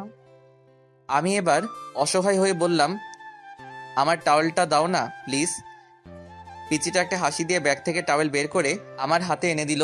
থ্যাংক ইউ বলেই ঠাস করে দরজাটা লাগিয়ে দিলাম। তারপর আরো 3 দিন এই বাড়িতে থেকে আমাদের বাড়িতে চলে আসলাম। বাড়িতে আসার পরের দিন থেকেই পিচিটা কলেজে যেতে শুরু করলো। পিচিটাকে প্রতিদিন সকালে ওর কলেজে দিয়ে আমি আমার ভার্সিটি চলে যাই, আবার আসার সময় সাথে করে বাড়িতে নিয়ে আসি। এখন পিচিটার সাথে স্বাভাবিকভাবেই কথাবার্তা বলি। আজকে সকালে একটু বেশি ঘুম পাচ্ছে। পিচিটা সেই কখন থেকে আমাকে ডাকছে, কিন্তু আমি ঘুমে চোখই খুলতে পারছি না। পিচিটা অনেকক্ষণ ধরে আমাকে ডাকতে ডাকতে হাঁপিয়ে গেল। এবার পিচিটা রেগে বলল, তুমি উঠবে নাকি আমি আব্বুকে ডেকে নিয়ে আসবো? বলেই পিচিটা রুম থেকে বেরিয়ে যেতে লাগলো। আমি আব্বুর কথা শুনে ঘুম ঘুম চোখেই পিচ্চিটাকে ডাক দিলাম, এই পিচ্চি শয়তান্নি, দাঁড়াও, আমি উঠছি, আব্বুকে ডাকতে হবে না। অনেক কষ্ট করে ঘুম থেকে উঠে ফ্রেশ হতে গেলাম। ফ্রেশ হয়ে এসে রেডি হয়ে নিচে এসে দেখি পিচ্চিটা আগে থেকে রেডি হয়ে বসে আছে। আমি হালকা কিছু নাস্তা করে পিচ্চিটাকে নিয়ে বাড়ি থেকে বের হলাম। আমি বাইকে বসে পিচ্চিটাকে বললাম বাইকে উঠে বসতে, কিন্তু পিচ্চিটা উঠছে না, আমার দিকে তাকিয়ে আছে। কি হলো, এইভাবে তাকিয়ে আছো কেন? দেরি হয়ে যাচ্ছে তো। তুমি এত সুন্দর কেন? বলেই আমার চুলগুলো এলোমেলো করে দিল। চোখ থেকে সানগ্লাসটা নিয়ে নিজের ব্যাগের ভিতর ঢুকিয়ে নিল। এই পিচ্চি, আজকে তোমার কি হয়েছে? এসব কি করছো? দাও, আমার গ্লাসটা দাও। না, দিব না। তোমাকে এত স্মার্ট হয়ে থাকতে হবে না। কলেজের কয়েকটা নির্লজ্জ মেয়ে তোমার দিকে কিরকম হাঁ করে তাকিয়ে থাকে সেটা আমার সহ্য হয় না। ও তাই নাকি? আচ্ছা ঠিক আছে, এখন তাড়াতাড়ি ওঠো, দেরি হয়ে যাচ্ছে। বাইকে উঠতে উঠতে বলল, কি ঠিক আছে? কিছু না, এত কথা বলো কেন? বাইক স্টার্ট দিয়ে এক টানে পিচ্চিটার কলেজে চলে আসলাম। পিচ্চিটা বাইক থেকে নামার পর আমি বললাম, এই পিচ্চি শোনো। কি? কলেজ শেষ হওয়ার পর একটু সামনে এগিয়ে গেলেই আমাকে পাবে। তুমি একটু হেঁটে চলে এসো প্লিজ, আমার কিছু কাজ আছে। আমি আবার ঘুরে এদিকে আসতে পারবো না। আচ্ছা, পিচিটা কলেজের গেটের ভিতর ঢুকে গেল। আমি বাইক স্টার্ট দিয়ে কিছু জায়গা এগিয়ে দেখি সায়ান মুখটা মলিন করে বসে আছে, আর আবির, রিহান, রাকিব সায়ানকে সান্ত্বনা দিচ্ছে। আমি সায়ানের কাছে যেতে যেতে বললাম, কিরে মজনু, তোর লাইলি এখনো আসে নাই? আমি কাছে যেতেই সায়ান আমাকে জড়িয়ে ধরে কান্না করতে লাগলো। প্লিজ বন্ধু, তুই কিছু একটা কর, আমি জুনিয়াকে ছাড়া বাঁচবো না। জুনিয়া হলো সায়ানের গার্লফ্রেন্ড। 3 বছর ধরে ওদের রিলেশন। দুজন দুজনকে অনেক ভালোবাসে। কিছুদিন পর জুনিয়ার বিয়ে, কিন্তু জুনিয়া না পারছে ফ্যামিলি ছেড়ে সায়ানের কাছে চলে আসতে, না পারছে সায়ানকে ছাড়া অন্য কাউকে বিয়ে করতে। আজ জুনিয়া সায়ানের সাথে লাস্ট দেখা করতে আসছে। লাস্ট দেখা করবে সেই কথা শুনেই রাতে সায়ান আমাকে ফোন করে জানিয়ে দিয়েছিল। অনেকক্ষণ অপেক্ষার পর জুনিয়া আসলো। আমাদের সবাইকে দেখে কিছুটা অবাক হলো। আমি বললাম, জুনিয়া এদিকে আসো। আমি জুনিয়াকে ওদের থেকে কিছু দূরে নিয়ে গেলাম। আমি বললাম, জুনিয়া সত্যি করে বলো তো, তুমি কি সায়ানকে ছাড়া অন্য কারোর সাথে থাকতে পারবে? ওকে ছাড়া থাকতে পারবো না বলেই তো মরার রাস্তা বেছে নিয়েছি। তুমি কি মনে করেছো তুমি মরে গেলে সায়ান বেঁচে থাকতে পারবে? এবার মেয়েটা কান্না করতে লাগলো। তো আমি কি করব বলেন ভাইয়া? পালিয়ে যাও। কিন্তু আমার ফ্যামিলি। দেখো জুনিয়া, তোমরা পালিয়ে গিয়ে বিয়ে করার পর যখন তোমার কোলে ছোট্ট আরেকটা জীবন আসবে, তখন তোমার ফ্যামিলি ওই বাচ্চাটার দিকে তাকিয়ে সব মান অভিমান ভুলতে বাধ্য হবে। কিন্তু জুনিয়াকে ওর কথাটা বলতে না দিয়ে পিচ্চিটা এসে বলল। এই যে আমি চলে এসেছি। তারপর জুনিয়ার দিকে তাকিয়ে বলল, ওই মেয়েটা কে? বলছি তুমি ওদের কাছে গিয়ে বসো, আমি ওর সাথে কিছু ইম্পর্টেন্ট কথা বলে আসছি। মেয়েটার সাথে তোমার কিসের ইম্পর্টেন্ট কথা? নির্লজ্জ মেয়েগুলো শুধু সারা দিন তোমার পিছে পিছে লেগে থাকে। কথাগুলো বলতে বলতে আমার হাত ধরে টেনে নিয়ে যেতে লাগলো। আমার রাগ উঠে গেল অনেক। এক ঝটকায় পিচিটার হাত থেকে আমার হাত ছাড়িয়ে গালে ঠাস করে একটা চড় বসিয়ে দিলাম। পিচিটা গালে হাত দিয়ে দাঁড়িয়ে আছে। এই পিচি, তুই জানিস এই মেয়েটা কে? জানি তো, মেয়েটা তোমার গার্লফ্রেন্ড। এবার অন্য গালে ঠাস করে আরেকটা চড় মারলাম। পিচিটা 2 গালে 2 হাত দিয়ে জোরে জোরে কান্না করতে লাগলো। এ আ কান্না থামা বলছি, না হলে আরেকটা দিব। তুমি খুব খারাপ।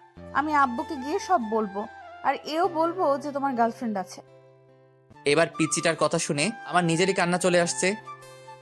বোন রে, তুই কিছু না বোঝার আগে কেন বাচ্চাদের মতো পাগলামি করিস? বাচ্চাদের মতো কি, তুই তো বাচ্চাই। ও আমার গার্লফ্রেন্ড না, সায়নের গার্লফ্রেন্ড। আমি এখানে 2টা জীবন বাঁচানোর চেষ্টা করছি, আর তুই ঢং ঢং শুরু করছিস। এবার পিচিটা সবকিছু বুঝতে পেরে কান্না থামিয়ে চোখের পানি মুছে একটা হাসি দিয়ে আমাকে বলল, সরি। এবার পিচিটার কাণ্ড দেখে আমারই হাসি চলে এলো। একটু আগে কি কান্নাটাই না করলো, আর এখন আসছে। পিচ্ছি একটা। এতক্ষণ জুনিয়া আমাদের দিকে তাকিয়েছিল। জুনিয়া আমাদের দিকে তাকিয়ে হাসছে। আমি বললাম, তো কি সিদ্ধান্ত নিলে জুনিয়া? আমি পালিয়ে যেতে প্রস্তুত ভাইয়া। তারপর ওই দিনই সায়ান আর জুনিয়া চট্টগ্রাম পালিয়ে যায়। কয়েক মাস পর, আর মাত্র 7 দিন বাকি আমার আর পিচিটার ডিভোর্স পেপার আসতে। পিচিটা আমার সাথে এমন ব্যবহার করে বোঝাই যায় না। যে আর মাত্র কয়েকদিন পর ওর সাথেই আমার ডিভোর্স হবে। আজ আমার ফ্রেন্ড রিহানের বার্থডে। রাতে পিচিটাকে বললাম, এই পিচি, আমার জন্য অপেক্ষা কইরো না, রাতে বাসায় ফিরতে আমার দেরি হবে। কেন দেরি হবে কেন? আজ আমার ফ্রেন্ড রিহানের বার্থডে। ও আচ্ছা। মুখে বলতে হচ্ছে, কিন্তু আমি জানি পিচিটা ঠিকই আমার জন্য না খেয়ে বসে থাকবে। রিহানের বার্থডে পার্টিটা শুধু আমাদের 3 জনকে নিয়েই হচ্ছে। আমি, রাকিব আর আবির কেক কাটা শেষে রিহানকে নিয়ে কয়েকটা সেলফি তুলে ফেসবুকে আপলোড দিলাম। তারপর কিছু খাবার খেয়ে আমি ওদের থেকে বিদায় নিয়ে চলে আসছিলাম। তখনই আমাকে রিহান আটকাচ্ছিল। কিরে, কোথায় যাচ্ছিস? আসল পার্টিটাই তো হলো না। বলে একটা ব্যাগ থেকে 3টা বোতল বের করলো। কিরে, এসব কিসের বোতল? এইগুলা মদের বোতল? চি, সর এখান থেকে। আমি এগুলো খাই না। কি তোরা জানিস না আমি এগুলো খাই না? জানি, তবু আজ খেতে হবে। আমাকে জোরাজোরি করতে লাগলো। শেষ পর্যন্ত ওদের জোরাজোরিতে বাধ্য হয়ে নাক টিপে হাফ গ্লাস খেলাম। হাফ গ্লাস খাওয়ার পরই আমার নেশা ধরে গেল। আমার আরো খেতে ইচ্ছে করতেছে।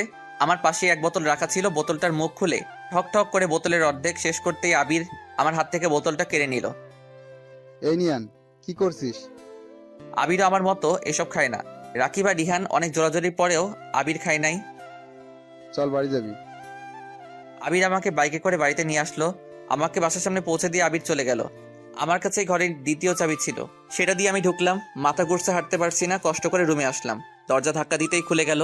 পিচিটা বিছানাতেই বসা ছিল। আমাকে দেখে উঠে এসে বলল, এতক্ষণে আসলে? আমি কিছু বললাম না। পিচিটার দিকে ঘোর লাগা চোখে তাকিয়ে রইলাম। আজ পিচিটাকে দেখে আমার ভিতরে কি রকম জানি একটা উত্তেজনা ফিল করছি। আমি পিচিটাকে বললাম, এই তুই আমার বউ না? আয় আয় আমার কাছে আয়। এ কি তোমার মুখ থেকে কিসের ওকে বলতে না দিয়ে ওর ঠোঁটে আমার ঠোঁট লাগিয়ে দিলাম। তারপর পিচিটার ঠোঁট ছেড়ে দিয়ে পিচিটাকে ধাক্কা দিয়ে বিছানাতে ফেলে দিলাম। বিছানাতে ফেলে দেওয়ার পর আমার শার্ট খুলতে লাগলাম। পিচিটার মুখ লজ্জায় লাল হয়ে যাচ্ছে। তারপর শার্ট খুলে আমিও বিছানাতে পড়ে গেলাম। বিছানাতে পড়ে পিচিটাকে জড়িয়ে ধরলাম। ও আমাকে ছিটকে মেরে দূরে সরে গেল। আমি আবার পিচিটাকে টেনে আমার কাছে নিয়ে আসলাম। ও আমাকে এড়ানোর চেষ্টা করছে, বারবার দূরে সরে যাওয়ার চেষ্টা করছে। এবার ওরে আমি ওর শরীরের উপরে উঠে ওর একটা ঠোঁটে আমার একটা ঠোঁট বসিয়ে চলে গেলাম অন্য জগতে। সকালে ঘুম থেকে উঠে বিছানাতে বসলাম, মাথাটা ঝিমঝিম করছে। হঠাৎ আমার খেয়াল হলো আমার শরীরে কোনো কাপড় নেই। কাপড় নাই বলতে একটা সুতাও নাই, শুধু পাতলা একটা চাদর দিয়ে সারা শরীর ঢাকা। কাল রাতের কথা মনে পড়তেই আমি চমকে উঠলাম। শিট, এটা আমি কি করলাম বলেই বিছানাতে একটা ঘুষি দিলাম। আমার প্রায় কান্না চলে আসছে। পাশে তাকিয়ে দেখলাম পিচ্চিটা আছে নাকি। না, পিচ্চিটা নাই। পিচ্চিটাকে দেখলাম গোসল করে চুল মুছতে মুছতে বাথরুম থেকে বেরিয়ে আসছে। লজ্জায় আমার দিকে তাকাতে পারছে না। মাথা নিচু করে আমাকে বলল, বাথরুমে গরম পানি রাখা আছে, গোসল করে নাও। বলে রুম থেকে বেরিয়ে গেল। তারপর কি আর করব, বাথরুমে ঢুকে গরম পানি দিয়ে গোসল করলাম।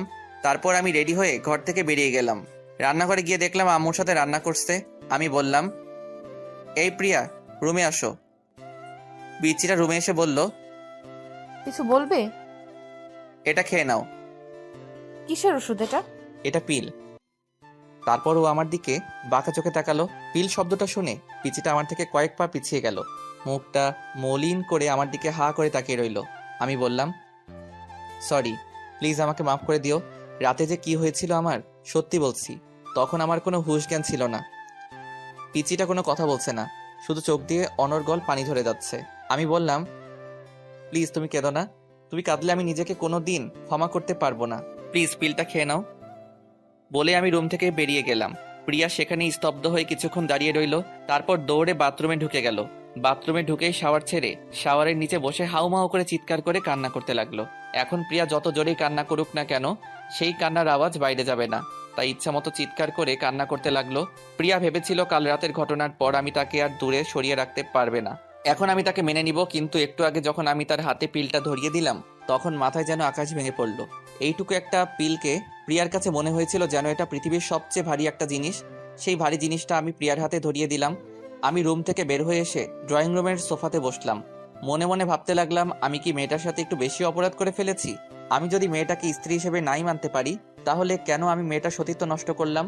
নিজেকে নিজের কাছে অনেক অপরাধ বোধ হচ্ছে। মনে হচ্ছে যেন আমি এই পৃথিবীর সবচেয়ে বড় অপরাধী। মেয়েটার জন্য অনেক মায়া হচ্ছে। পিচিটার আর আমার ডিভোর্স পেপার আসতে আর মাত্র 4 দিন বাকি। পিচিটা এখন আমার সাথে আগের মতো কথা বলে না, আগের মতো পাগলামি করে না। কিছু জিজ্ঞেস করলে শুধু সেটার উত্তর দেয়। উত্তর দেওয়ার ধরন এমন, হ্যাঁ, না, ঠিক আছে, এর বেশি পিচিটা আমার সাথে একটা কথাও বলে না। এখন কলেজে আমাকে ছাড়াই একা একাই চলে যায়। আমি বলেছিলাম আমার সাথে যেতে, কিন্তু পিচিটা বলে সে নাকি একা যেতে পারবে। আমি পিচিটার সেই পাগলামিগুলোকে অনেক মিস করি। পিচিটার কিছু হলে একটুতেই কেঁদে ফেলা, আমাকে বারবার আব্বুর ভয় দেখানো, এইগুলো অনেক মিস করি। আজ বন্ধুদের সাথে কিছুক্ষণ আড্ডা দেওয়ার পর চলে আসলাম পিচিটার কলেজের সামনে। কিছুক্ষণ পর পিচিটা বেরিয়ে আসলো। আমি পিচিটাকে বললাম, বাইকে উঠো। পিচিটা কিছু না বলে আমাকে পাশ কাটিয়ে একটা রিক্সাতে উঠে গেল। আমি পিচিটার কাণ্ড দেখে বোকা বনে গেলাম। যে মেয়েটা আমার বাইকের পেছনে উঠতে সবসময় পাগল হয়ে থাকতো, সেই মেয়ে আজ আমার সামনে দিয়ে একটা রিক্সাতে উঠলো। আমার কেন জানি বুকের ভেতরটায় অনেক কষ্ট ফিল হচ্ছে। আমার এরকম কষ্ট হচ্ছে কেন? তাহলে কি আমি মেয়েটাকে ভালোবেসে ফেলেছি? সত্যি কি আমি মেয়েটাকে ভালোবেসে ফেলেছি? নিজেই নিজেকে প্রশ্ন করতে লাগলাম। সেখানে আর দাঁড়িয়ে না থেকে বাড়িতে চলে আসলাম। রুমে ঢুকে দেখলাম মেয়েটা গোসল করে বাথরুম থেকে বের হচ্ছে আর টাওয়েল দিয়ে চুল মুছছে। আজ কেন জানি আমার কাছে মেয়েটাকে অন্যরকম লাগছে। বারবার পিচিটার দিকে চোখ যাচ্ছে। পিচিটার মুখটা আজ এত ফ্যাকাশে লাগছে কেন? অনেকক্ষণ ধরে দেখছি পিচিটা মনমরা হয়ে কি যেন একটা ভাবছে। পিচিটা আয়নার সামনে দাঁড়িয়েছিল। আমি বললাম, তোমার কি কিছু হয়েছে? মেয়েটা আমার কথায় পিছন ঘুরে আমার দিকে কিছুক্ষণ প্রশ্নবোধক দৃষ্টিতে তাকিয়ে রইল। তারপর মুখটা মলিন করে শুধু একটা শব্দ বলল, না। মেয়েটা রুম থেকে বেরিয়ে গেল। আমি বুঝলাম না মেয়েটা আমার দিকে এরকম ভাবে তাকালো কেন। মেয়েটা কি চোখের ভাষা দিয়ে আমাকে কিছু বোঝাতে চাইছিল? রাত 10:30। আমি আগে খাবার শেষ করে রুমে এসে মেয়েটার জন্য অপেক্ষা করছিলাম। মেয়েটা এতক্ষণ ধরে আসছে না কেন? আমি রুম থেকে বের হয়ে মেয়েটাকে ডাকতে লাগলাম, প্রিয়া, এই প্রিয়া। মেয়েটা বলল, আসছি। দৌড়াতে দৌড়াতে মেয়েটা রুমে আসলো, আমার সামনে এসে দাঁড়ালো, হাঁপাতে হাঁপাতে বলল, কিছু বলবে? এতক্ষণ ধরে রুমে আসছিলে না, তার জন্যই ডাকলাম। মুখটা মলিন করে বলল, আর কিছু বলবে না? আমি জানি মেয়েটা আমার মুখ থেকে কি শুনতে চাইছে। আমি মেয়েটার আমার জন্য এরকম অস্থিরতা দেখে মনে মনে হাসতে লাগলাম। তারপর মুখে একটা হাসি এনে বললাম, না আর কি বলবো। মেয়েটা হতাশ হয়ে বলল, ও, মেয়েটা কিছুক্ষণ নীরব থেকে আবার বলল, আমি কাল সকালে চলে যাচ্ছি। আমি অবাক হয়ে বললাম, চলে যাচ্ছ মানে কোথায় চলে যাচ্ছ? আমাদের ডিভোর্স পেপার চলে এসেছে। সকালে একটা লোক এসে পেপারটা দিয়ে গেছিল। মেয়েটা আলমারি থেকে ডিভোর্স পেপার বের করে আমার সামনে আনলো। তারপর পেপারটা আমাকে দেখিয়ে বলল, এই পেপারটায় সাইন করার আগে আমাকে একবার বউ বলে ডাকবে। শুধু একবার, একটা বার আমাকে বউ বলে ডাকো প্লিজ। আমি কিছু না বলে রুম থেকে বেরিয়ে গেলাম। ঘরের বাইরে এসে বাইকটা নিয়ে বেরিয়ে আসলাম।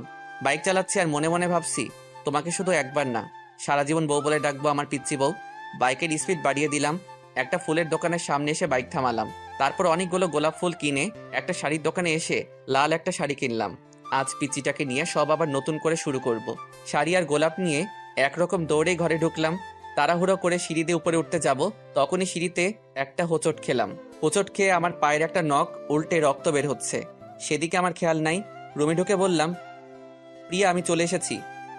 কিন্তু প্রিয়াকে রুমে দেখতে পারছি না কেন, মনে হয় বাথরুমে আছে। বাথরুমের দরজা ধাক্কা দিতেই দরজা খুলে গেল। না, বাথরুমেও নেই। বেলকনিতে দেখতে যাব, তখনই চোখ পড়ল বিছানাতে। দেখলাম ডিভোর্স পেপার রাখা আছে, তার উপর একটা ছোট্ট কাগজ। আমি ডিভোর্স পেপার হাতে নিয়ে দেখলাম ডিভোর্স পেপারে প্রিয়ার সাইন। আমার বুকের ভিতর মোচড় করে উঠল। কাগজটার ভাঁজ খুলে পড়তে লাগলাম, প্রিয় নোমান আহমেদ, আজ থেকে তুমি মুক্ত। আজ থেকে তোমাকে আর কোনো পিচ্চির জ্বালা সহ্য করতে হবে না। চলে যাচ্ছি সব ছেড়ে। কোথায় যাচ্ছি আমি নিজেও জানি না। তুমি হয়তো ভাবছিলে যে আমি আমাদের বাড়িতেই যাব। না, আমি যে ওই বাড়িতে যেতে পারবো না। কি মুখ নিয়ে যাব ওই বাড়িতে? আব্বুকে গিয়ে আমি কি বলবো? তোমাকে বলেছিলাম যে সকালে যাব, কিন্তু একটু আগে তোমাকে যখন বললাম আমাকে একবার বউ বলে ডাকতে, তুমি আমার মুখ থেকে মুখ ফিরিয়ে বাইরে চলে গেলে। তখনই বুঝে গেলাম আমাকে তোমার আর সহ্য হচ্ছে না। তাই সকাল পর্যন্ত থেকে তোমার অসহ্যের কারণ হতে চাই না। চলে গেলাম। তোমার মুখে সেই পিচ্চি শয়তানের ডাকটা অনেক মিস করব। ভালো থেকো প্রিয় নোমান আহমেদ, আর সুন্দর একটা বড় মেয়েকে বিয়ে করো। তোমার তো আবার পিচ্চি মেয়েদের সহ্য হয় না। এটি তোমার পিচ্চি বউ। চিঠিটা পড়ার পর আমার চোখ ঝাপসা হয়ে আসছিল। সারা পৃথিবীটা যেন আমার চোখের সামনে ঘুরছিল। সাথে সাথে সেখানে বসে পড়লাম। জোরে একটা চিৎকার দিলাম, প্রিয়া, তুমি এটা কি করলে প্রিয়া? আমি তোমাকে কোথাও যেতে দিব না বলেই দৌড়ে রুম থেকে বেরিয়ে গেলাম। বাইক স্টার্ট দিয়ে কোন দিকে যাব কিছুই বুঝতে পারছি না। অতপর কোনো দিশা না পেয়ে সামনের দিকে যেতে লাগলাম। প্রিয়ার কথায় আসি। রাস্তা দিয়ে আনমনে হাঁটছে প্রিয়া। চোখ দিয়ে অঝোর বৃষ্টি পড়ছে, বাতাসে চুলগুলো উঠছে। কোথায় যাচ্ছে সে নিজেও জানে না। শুধু এটা জানে যে নোমানের জীবন থেকে অনেক দূরে চলে যাবে। নোমানকে সে নিজের জীবনের চাইতেও বেশি ভালোবাসে। সেই ছোটবেলা থেকে নোমান তার মনে জায়গা নিয়ে আছে। আজ সেই মনের মানুষটাকে ছেড়েই অনেক দূরে চলে যাচ্ছে সে। প্রিয়া মনে মনে ভাবছে, সে কি দূরে চলে গেলে নোমানকে ভুলে থাকতে পারবে? আবার নিজেকে নিজেই উত্তর দিচ্ছে, নিজেকে ভুলতে পারে কিন্তু নোমানকে কোনোদিনও ভুলে থাকতে পারবে না। এসব ভাবতে ভাবতে কোন সময় যে মাঝ রাস্তায় চলে এসেছে নিজেও জানে না। পেছন থেকে হঠাৎ একটা কার এসে প্রিয়াকে অনেক জোরে ধাক্কা দিল। প্রিয়া ছিটকে অনেক দূরে গিয়ে পড়ল। আস্তে আস্তে চোখ বন্ধ হয়ে আসছে। প্রিয়ার চোখ বন্ধ করার আগে চোখে ঝাপসা দেখতে পেল একটা লোক তাকে পাজা করে কোলে তুলছে। আমার কথায় আসি, হন্যে হয়ে প্রিয়াকে এদিক সেদিক খুঁজে বেড়াচ্ছি, কিন্তু কোথাও খুঁজে পাচ্ছি না। কোথায় গেল মেয়েটা? তাহলে কি মেয়েটাকে আর খুঁজে পাবো না? আর খুঁজে পাবো না, সেই কথা মনে পড়তেই বাইক থামিয়ে বাইক থেকে নেমে সেখানেই রাস্তার পাশে বসে পড়লাম। তাহলে আমি কি আমার পিচিটাকে হারিয়ে ফেলেছি? না, এটা হতে পারে না বলে জোরে একটা চিৎকার দিলাম, প্রিয়া। চিৎকার করে কান্না করতে লাগলাম আর জোরে জোরে বলতে লাগলাম, প্রিয়া, তুমি কোথায়? প্লিজ আমাকে ছেড়ে কোথাও যেও না প্রিয়া। প্রিয়া, আমি তোমাকে অনেক ভালোবাসি প্রিয়া। এই পিচ্চি শয়তানি, তুই শুনতে পারছিস? আমি তোকে অনেক ভালোবাসি। হাউমাউ করে কান্না করতে লাগলাম। এই প্রিয়া, তুমি আমার থেকে একবার বউ ডাক শুনতে চেয়েছিলে না? এই যে আমি তোমাকে বউ ডাকছি। বউ, এই বউ, তুমি কোথায়? বউ, তুমি শুনতে পারছো? আমি তোমাকে বউ ডাকছি। কি আল্লাহ, তুমি আমার পিচ্চি বউকে আমার কাছে এনে দাও।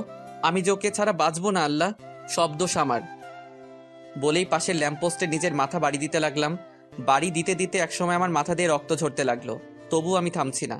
মাথায় বাড়ি দিয়ে চলছি, হঠাৎ আমার চোখে অন্ধকার হয়ে আসলো, আমার মাথা ঘুরতে লাগলো। তারপর আমি মাটিতে লুটিয়ে পড়লাম। এরপরে কি হয়েছিল আমার আর কিছু মনে নেই। প্রিয়া বলে চিৎকার দিয়ে উঠলাম। এ কি, আমি কোথায়? সারা রুমে চোখ বোলাতেই বুঝতে পারি এটা একটা হসপিটাল। মাথায় ব্যথা অনুভব করলাম, মাথায় হাত দিয়ে দেখি ব্যান্ডেজ। আমার চিৎকার শুনে আম্মু দৌড়ে ক্যাবিনে ঢুকলেন। আম্মু আমার পাশে এসে বসে বললেন। এখন কেমন লাগছে নোমান? আমি আম্মুর প্রশ্নের উত্তর না দিয়ে কান্না করতে করতে বললাম, আম্মু প্রিয়া। চুপ কর, তোকে আর কিছু বলতে হবে না। আমি চিঠিটা পড়েছি আর তোদের ডিভোর্স পেপারটাও দেখেছি। তুই মেয়েটার সাথে এমন কেন করলি নোমান? বলে আম্মু কান্না করতে করতে কেবিন থেকে বেরিয়ে গেলেন। আমি অসুস্থ না হলে হয়তো আম্মু আমার গালে কষে একটা চড় মারতেন। আমার অসুস্থতার জন্য সেটা করলেন না। আমার প্রিয়ার কথা মনে পড়তেই আমার বুকটা কেঁপে উঠল। হাতের স্যালাইন খুলে হাসপাতালের সিট থেকে নামলাম। দাঁড়াতেই পারছি না, অনেক কষ্ট হচ্ছে, তবু উঠে দাঁড়ালাম। যতই কষ্ট হোক আমাকে যে যেতে হবে, আমার পিচিটাকে যে খুঁজে বের করতেই হবে। কেবিন থেকে বেরিয়ে পড়লাম, মাথাটা ঝিমঝিম করছে। আমাকে দেখে আম্মু চিৎকার দিয়ে উঠলেন। নোমান, তুই এই অবস্থাতে কোথায় যাচ্ছিস? বলেই পেছন থেকে আম্মু আমার হাত চেপে ধরলেন। আম্মু আমাকে ছাড়ো, আমাকে যেতে হবে, প্রিয়াকে খুঁজে বের করতে হবে। নোমান বাবা, এরকম পাগলামি করিস না। তোর শরীরটা যে ভালো না, তাছাড়া প্রিয়াকে খুঁজতে তোর আব্বু আর চাচা গেছেন। না আম্মু, আমাকেও যেতে হবে। বলেই এক ঝটকায় আম্মুর থেকে আমার হাত ছাড়িয়ে দৌড়ে যেতে লাগলাম। কিছুটা যেতেই মাথাটা ঘুরতে লাগলো, আর যেতে পারলাম না। সেখানেই মাথা ঘুরে পড়ে গেলাম। প্রিয়ার কথায় আসি। এদিকে আজ 3 দিন পর প্রিয়ার জ্ঞান ফিরল। প্রিয়া চোখ খুলতে নিজেকে একটা হসপিটালে দেখতে পেল। পাশে লক্ষ্য করে দেখে নোমানের বয়সে একটা ছেলে বসে আছে। প্রিয়া বলল, আমি কোথায় আর এখানে কিভাবে আসলাম? প্রিয়াকে উঠতে দেখে ছেলেটা বলল, আপনার এখন কেমন লাগছে? ভালো, কিন্তু আমি এখানে কেন আর এটা কোন জায়গা? ছেলেটা বলল। আপনি এখন মালয়েশিয়ায়। তারপর প্রিয়া বলল, মানে আমি মালয়েশিয়ায় কিভাবে আসলাম? আমি তো একটা গাড়ির সাথে। বলার আগেই প্রিয়াকে আটকিয়ে ছেলেটা বলল, হ্যাঁ, সেদিন আপনি আমার গাড়ির সাথে ধাক্কা খেয়েছিলেন। ধাক্কাটা অনেক জোরে লেগেছিল, আপনার অনেক ব্লিডিং হচ্ছিল। আমি আপনাকে সেখানকার একটা হসপিটালে নিয়ে যাই। অনেকক্ষণ আপনার চিকিৎসা চলার পর ডাক্তার বেরিয়ে এসে বলে 72 ঘন্টার ভিতরে আপনার জ্ঞান না ফিরলে আপনাকে আর বাঁচানো সম্ভব হবে না। অতঃপর উন্নত চিকিৎসার জন্য সেদিন আপনাকে আমি মালয়েশিয়া নিয়ে আসি, আর আজ ঠিক 71 ঘন্টা পর আপনার জ্ঞান ফিরল। আপনি আমাকে কেন বাঁচালেন? আমি মরে গেলেই তো ভালো হতো। আমার সামনে একজন মানুষ মারা যাবে সেটা আমি চেয়ে চেয়ে দেখব, তা আবার আমার গাড়ির সাথে অ্যাক্সিডেন্ট হয়েছে। আচ্ছা, আপনি সেদিন মাঝ রাস্তা দিয়ে হাঁটছিলেন কেন? আর মরে গেলে ভালো হতো এটা কেন বলছেন? প্রিয়া নোমানের সাথে ঘটে যাওয়া সব ঘটনাই ছেলেটাকে বলল। সব বলার পর ছেলেটার দিকে তাকাতেই দেখলো ছেলেটার চোখে পানি। ছেলেটা বলল, একটা মেয়ে একটা ছেলেকে এতটা ভালোবাসতে পারে? প্রিয়া কিছু বলল না, শুধু চোখ দিয়ে পানি ঝরছে। ছেলেটা আবার বলল, ওই বজ্জাত ছেলেটা কি করে পারলো আপনার মতো একটা মিষ্টি মেয়েকে কষ্ট দিতে? প্লিজ ওকে কিছু বলবেন না, ও অনেক ভালো ছেলে। আপনাকে এত কষ্ট দেওয়ার পরও আপনি বলছেন ছেলেটা ভালো? আমি যে ওকে আমার জীবনের চাইতেও বেশি ভালোবাসি, তাই ও যতই খারাপ হোক আর আমাকে যতই কষ্ট দিক না কেন, আমার কাছে ও ভালোই থাকবে। সত্যি আপনার তুলনা হয় না। যে ছেলেটা আপনাকে এত অবহেলা কষ্ট দিল আর আপনি তাকেই ভালো বলছেন। আচ্ছা, আপনার নামটাই তো জানা হলো না। আমি প্রিয়া। আর আমি আরিয়ান চৌধুরী। আমি হলাম এই চৌধুরী সাহেবের মা। প্রিয়া দেখতে পেল কথাটা বলতে বলতে একজন মহিলা কেবিনে ঢুকছেন। আরিয়ান মহিলাটাকে দেখিয়ে বলল, প্রিয়া, উনি আমার আম্মু। প্রিয়া মুখ দিয়ে সালাম দিল, তারপর বলল, উনি এখানে? আমরা এখানে এই মালয়েশিয়ায় থাকি। আরিয়ানের আম্মু বললেন, এখন কেমন লাগছে মা? জি ভালো আন্টি। আমাকে আন্টি না, মা বলে ডেকো। জানো, কালকে যখন তোমাকে আমি প্রথম দেখি তখনই আমার মেয়ের কথা মনে পড়ে যায়। তোমাকে দেখতে হুবহু আমার মেয়ের মতো। কথাগুলো বলে শেষ করেই চোখের পানি মুছলেন। প্রিয়া বুঝতে পারল ওরা দুজনই অনেক ভালো মনের মানুষ। তারপর বলল, আচ্ছা ঠিক আছে, ডাকবো। আচ্ছা মা, তুমি এখন একটু রেস্ট নাও, আমরা বাইরে যাই। বলেই ওরা চলে গেলেন। আরিয়ান চৌধুরীর পরিচয়টা একটু ভালো করে দিয়ে দেই। আরিয়ান চৌধুরী অনেক বড় একজন বিজনেসম্যান। বিজনেসটা ওর বাবারই, কিন্তু 2 বছর আগে ওর বাবা মারা যাওয়াতে পুরো বিজনেসটা ওকেই সামলাতে হচ্ছে। বাংলাদেশ আর মালয়েশিয়া মিলে 3টা কোম্পানি আছে ওদের। তাই আরিয়ান চৌধুরী মালয়েশিয়ায় পরিবার নিয়ে থাকে। পরিবার বলতে ওর মা আর ছোট্ট একটা বোনকে নিয়ে তার পরিবার। 7 দিন পর আজ প্রিয়াকে হসপিটাল থেকে বাড়িতে যাওয়ার অনুমতি দিয়েছে। কিন্তু প্রিয়া ভাবতে লাগলো তার তো কোনো বাড়ি নাই, সে এখন কোথায় যাবে। এসব ভাবছিল, তখনই আরিয়ান চৌধুরী ও তার মা ঢুকলো। আরিয়ান বলল, চলেন, আজ আপনাকে হসপিটাল থেকে ছেড়ে দিয়েছে। কিন্তু আমি কোথায় যাব? আরিয়ান অবাক হয়ে বলল, কোথায় যাবে মানে? আমাদের বাড়িতে যাবে। কিন্তু আমি আপনাদের বাড়িতে কোন পরিচয়ে যাব? আমার তো কোনো পরিচয়ই নাই।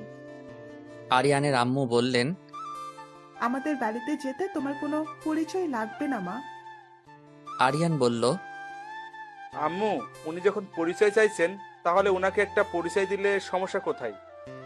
কি পরিচয় দিবি তুই ওকে? আমার বউয়ের পরিচয়। প্রিয়া অবাক হয়ে বলল, মানে?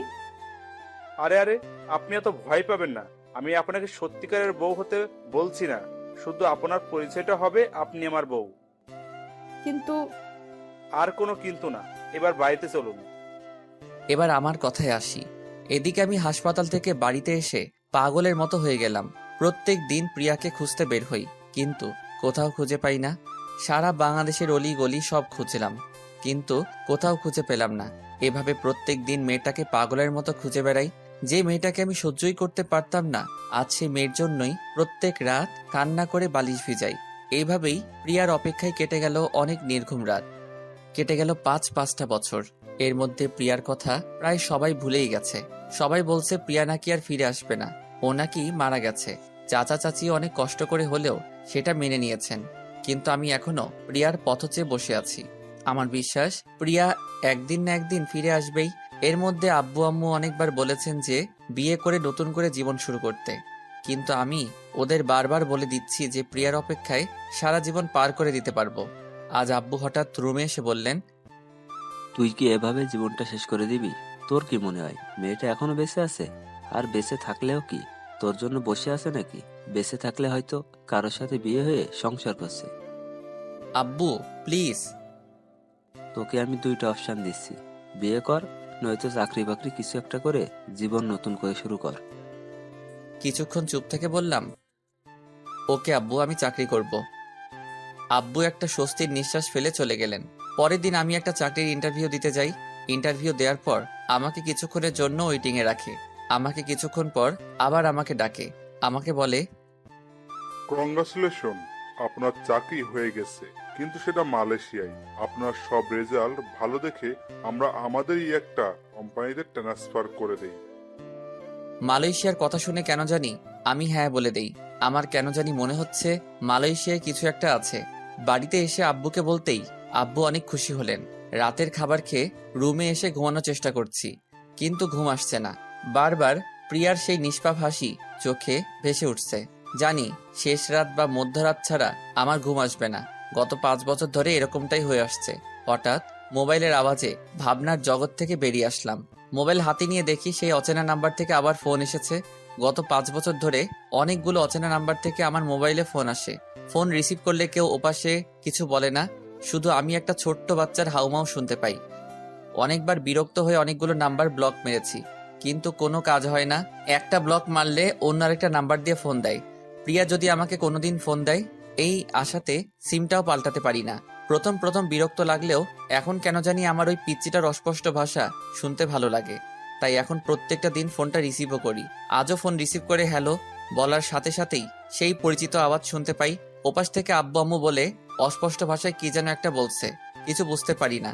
শুধু এই আব্বু আম্মু ডাকটাই বুঝতে পারি। আজকে আমি মালয়েশিয়ায় যাচ্ছি, বাড়িতে সবার থেকে বিদায় নিচ্ছি। আমার আব্বু আমাকে বিদায় দিবে এমন সময় জানি না আব্বু কেন ভেঙে পড়ল, হাউমাউ করে কান্না করে দিল। এই কয়েকদিন খুশি ছিল আমি মালয়েশিয়া যাব, আর আজকে আমার যাওয়ার সময় আব্বু হাউমাউ করে কান্না করতে শুরু করে দিল। আম্মুর থেকে বিদায় নিব, আম্মু মেনেই নিতে পারছে না। আম্মু পুরাই ভেঙে পড়ছে। আম্মুর কান্না দেখে আমি নিজেকে আটকে রাখতে পারিনি, আমি নিজেই কান্না করা শুরু করে দিয়েছি। আমার কান্না করা দেখে আমার আব্বু আম্মু দুজন আমাকে জড়িয়ে ধরে অনেক জোরে জোরে কান্না করা শুরু করে দিয়েছে। আমিও অনেক কান্না করতে লাগলাম। ওইদিকে সময় পেরিয়ে যাচ্ছে। যাই হোক, অনেক কষ্টে বিদায় নিলাম। আজ মনে হচ্ছে পৃথিবীতে আব্বু আম্মুই বেস্ট। সারা জীবন আব্বুকে ভয় পেতাম, আর আজকে মনে হচ্ছে আব্বুই সবকিছু। বোনের কথায় আসি। আমার বোন অবন্তী, জানি না ওর কি হলো। সবাইকে দেখতে পাচ্ছি, কিন্তু অবন্তীকে দেখতে পারছি না। আম্মুকে কান্না করতে করতে জিজ্ঞাসা করলাম, আম্মু, অবন্তী কোথায়? আম্মু কান্না করতে করতে বলল, ওর নিজের ঘরেই আছে। আমি দৌড়ে গেলাম, যে দেখি আমার বোন অবন্তী বালিশের উপরে শুয়ে শুয়ে কান্না করছে। আমি অবন্তী বলে ডাক দেওয়ার সাথে সাথে উঠে আমাকে জড়িয়ে ধরে অনেক জোরে জোরে হাউমাউ করে কান্না করতে লাগলো। ভাইয়া, এই ভাইয়া, কোথায় যাচ্ছিস? মালয়েশিয়ায় তোর বোনকে নিবি না? ঝগড়া করবি না আমার সাথে? আমাকে আব্বু আম্মুর কাছে বকা শোনাবি না? ভাই রে, তুই আমাকে ছেড়ে যাইস না, থাকতে পারবো না।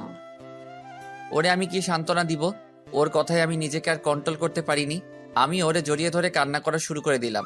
আমি বললাম, এই পাগলি, কান্না করস কেন?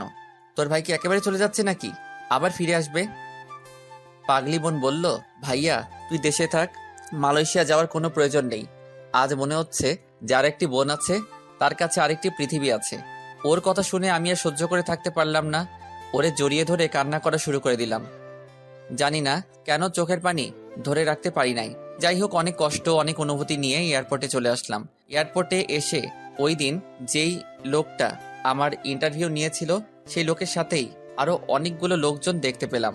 পরে জানতে পারলাম ওরাও আমার মতোই মালয়েশিয়াতে চাকরি করতে সিলেক্ট হয়েছে। ওদের মধ্যে একজনের সাথে আমার অনেক ভাব জমে গেল। ওর নাম জিসান। বিমানে আমার পাশের সিটে বসেছিল। ওর সাথে মিশে বুঝতে পারলাম ছেলেটা একটু বেশি চঞ্চল টাইপের, অনেক বেশি কথা বলে।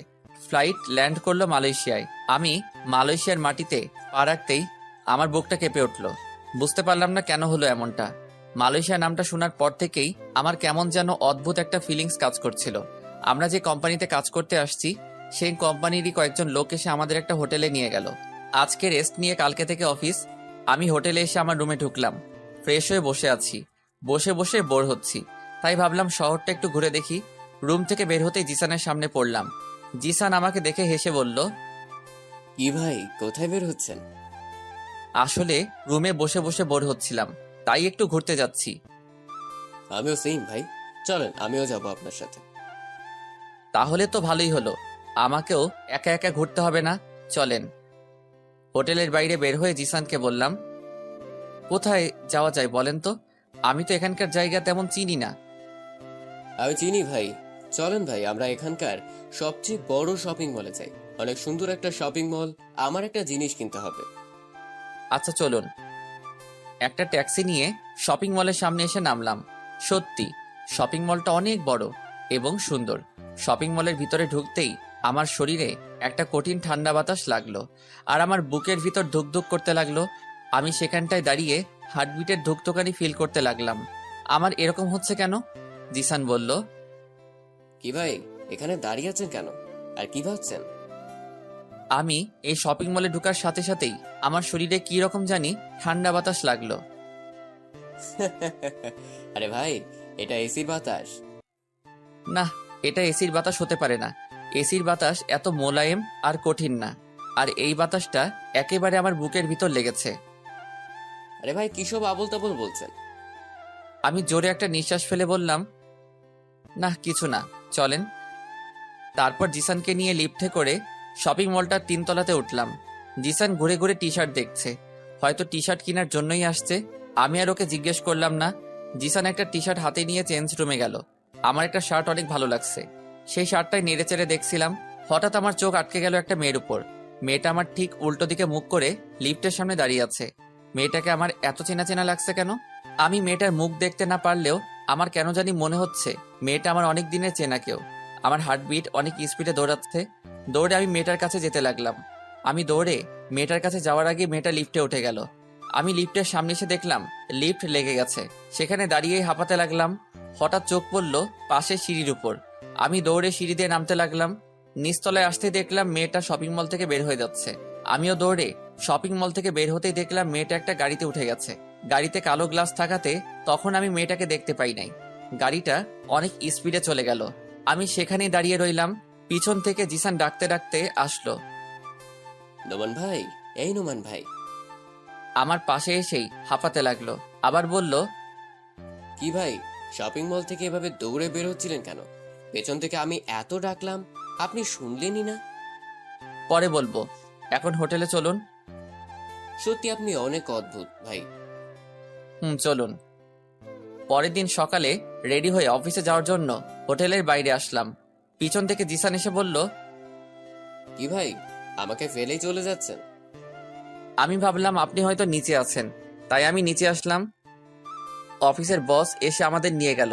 অফিসে আসলাম। অফিসে ঢোকা মাত্রই সেই দিনে শপিং মলের মতো একটা ঠান্ডা বাতাস লাগলো। আমি অফিসের ভিতরে ঢুকেই কেন জানি অস্থির অস্থির লাগছে। একজন এসে বলল, সবাই এক এক করে ম্যাডামের সাথে মিট করে আসুন। একজন একজন করে একটা রুমে যাচ্ছে আর 4-5 মিনিট পর পর বেরিয়ে আসছে। এইভাবে এক এক করে সবাই গেল। আমি এখনো বসে আছি। জিসান এসে বলল, ভাইজান, ভাইজান ভিতরে যান আর গিয়ে পড়ি দেখে আসুন। কি বলছেন কি? পরি কোত্থেকে আসলো? আরে ভাই, এই পড়ি সেই পড়ি না, এটা মানুষ পড়ি। মানে? মানে আমাদের বসটা দেখতে একেবারে পরীর মতো।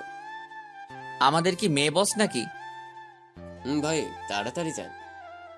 আমি উঠে আমাদের বস মানে মেয়েটার দরজার পাশে এসে বললাম, may I coming madam? S coming. মেয়েটার কণ্ঠ শুনে আমি চমকে উঠলাম। চোখ তুলে তাকাতেই আমি স্তব্ধ হয়ে দাঁড়িয়ে রইলাম। আমি কি দেখছি? আমি নিজের চোখকে বিশ্বাস করতে পারছি না। তখন আমার মুখ দিয়ে শুধু একটা শব্দ বেরিয়ে আসলো, প্রিয়া। আমি আমার নিজের শরীরে একটা চিমটি কেটে চোখ বন্ধ করে আবার তাকালাম। আমি ঠিকই দেখছি, প্রিয়া আমার সামনে, আমার পিচ্চি বউ আমার সামনে। কিন্তু এটা কোন প্রিয়া? এটা কি সেই পিচ্চিটা? পিচ্চিটা তো এখন পিচ্চি নাই, অনেক বড় হয়ে গেছে। এদিকে প্রিয়া আমাকে দেখে চেয়ারে বসে থাকতে পারলো না, চেয়ার থেকে উঠে দাঁড়ালো। মুখটা হা করে আমার দিকে অবাক দৃষ্টিতে তাকিয়ে রইল, আর গাল বেয়ে চোখের পানি গড়িয়ে পড়ছে। আমি যেই প্রিয়ার কাছে এগিয়ে গিয়ে কিছু বলতে যাব, তখনই আমার পিছন থেকে একটা বাচ্চা বলে উঠল, আম্মু। আমি পিছনে তাকিয়ে দেখলাম একটা লোকের কোলে 3-4 বছর বয়সী একটা বাচ্চা। লোকটা হয়তো ড্রাইভার, কিন্তু বাচ্চাটা আম্মু বলল কাকে? বাচ্চাটা সেই ড্রাইভারটার কোল থেকে নেমে ছোট্ট ছোট্ট পায়ে দৌড়ে গিয়ে আম্মু আম্মু বলতে বলতে প্রিয়ার কোলে উঠল। আমার মাথায় যেন আকাশ ভেঙে পড়ল। তার মানে সেদিনের আব্বুর কথাটাই সত্যি হলো, প্রিয়া অন্য কারোর সাথে বিয়ে হয়ে সংসার করছে। আর তার প্রমাণ হলো এই বাচ্চাটা। আমার সেখানে দাঁড়িয়ে থাকতে কষ্ট হচ্ছে, বুকের ভিতর অনেক কষ্ট ফিল হচ্ছে। মনে হচ্ছে কেউ বুকে হাতুড়ি দিয়ে পিটাচ্ছে। আমি কিছুক্ষণ ওদের মা মেয়েকে দেখে কেবিন থেকে বেরিয়ে যেতে লাগলাম।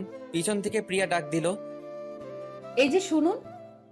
আমি ঘুরে প্রিয়ার চোখের দিকে তাকালাম। প্রিয়া একবার আমার চোখের দিকে তাকিয়ে আবার চোখ নিচে নামিয়ে বলল, অফিসের বসকে কোনোদিন নাম ধরে ডাকতে নেই, এই ভুলটা যেন আর না হয়। আমি প্রিয়ার কণ্ঠে রাগ, মান, অভিমান ফিল করলাম। কিছুক্ষণ প্রিয়ার দিকে তাকিয়ে থেকে বললাম, জি ম্যাডাম।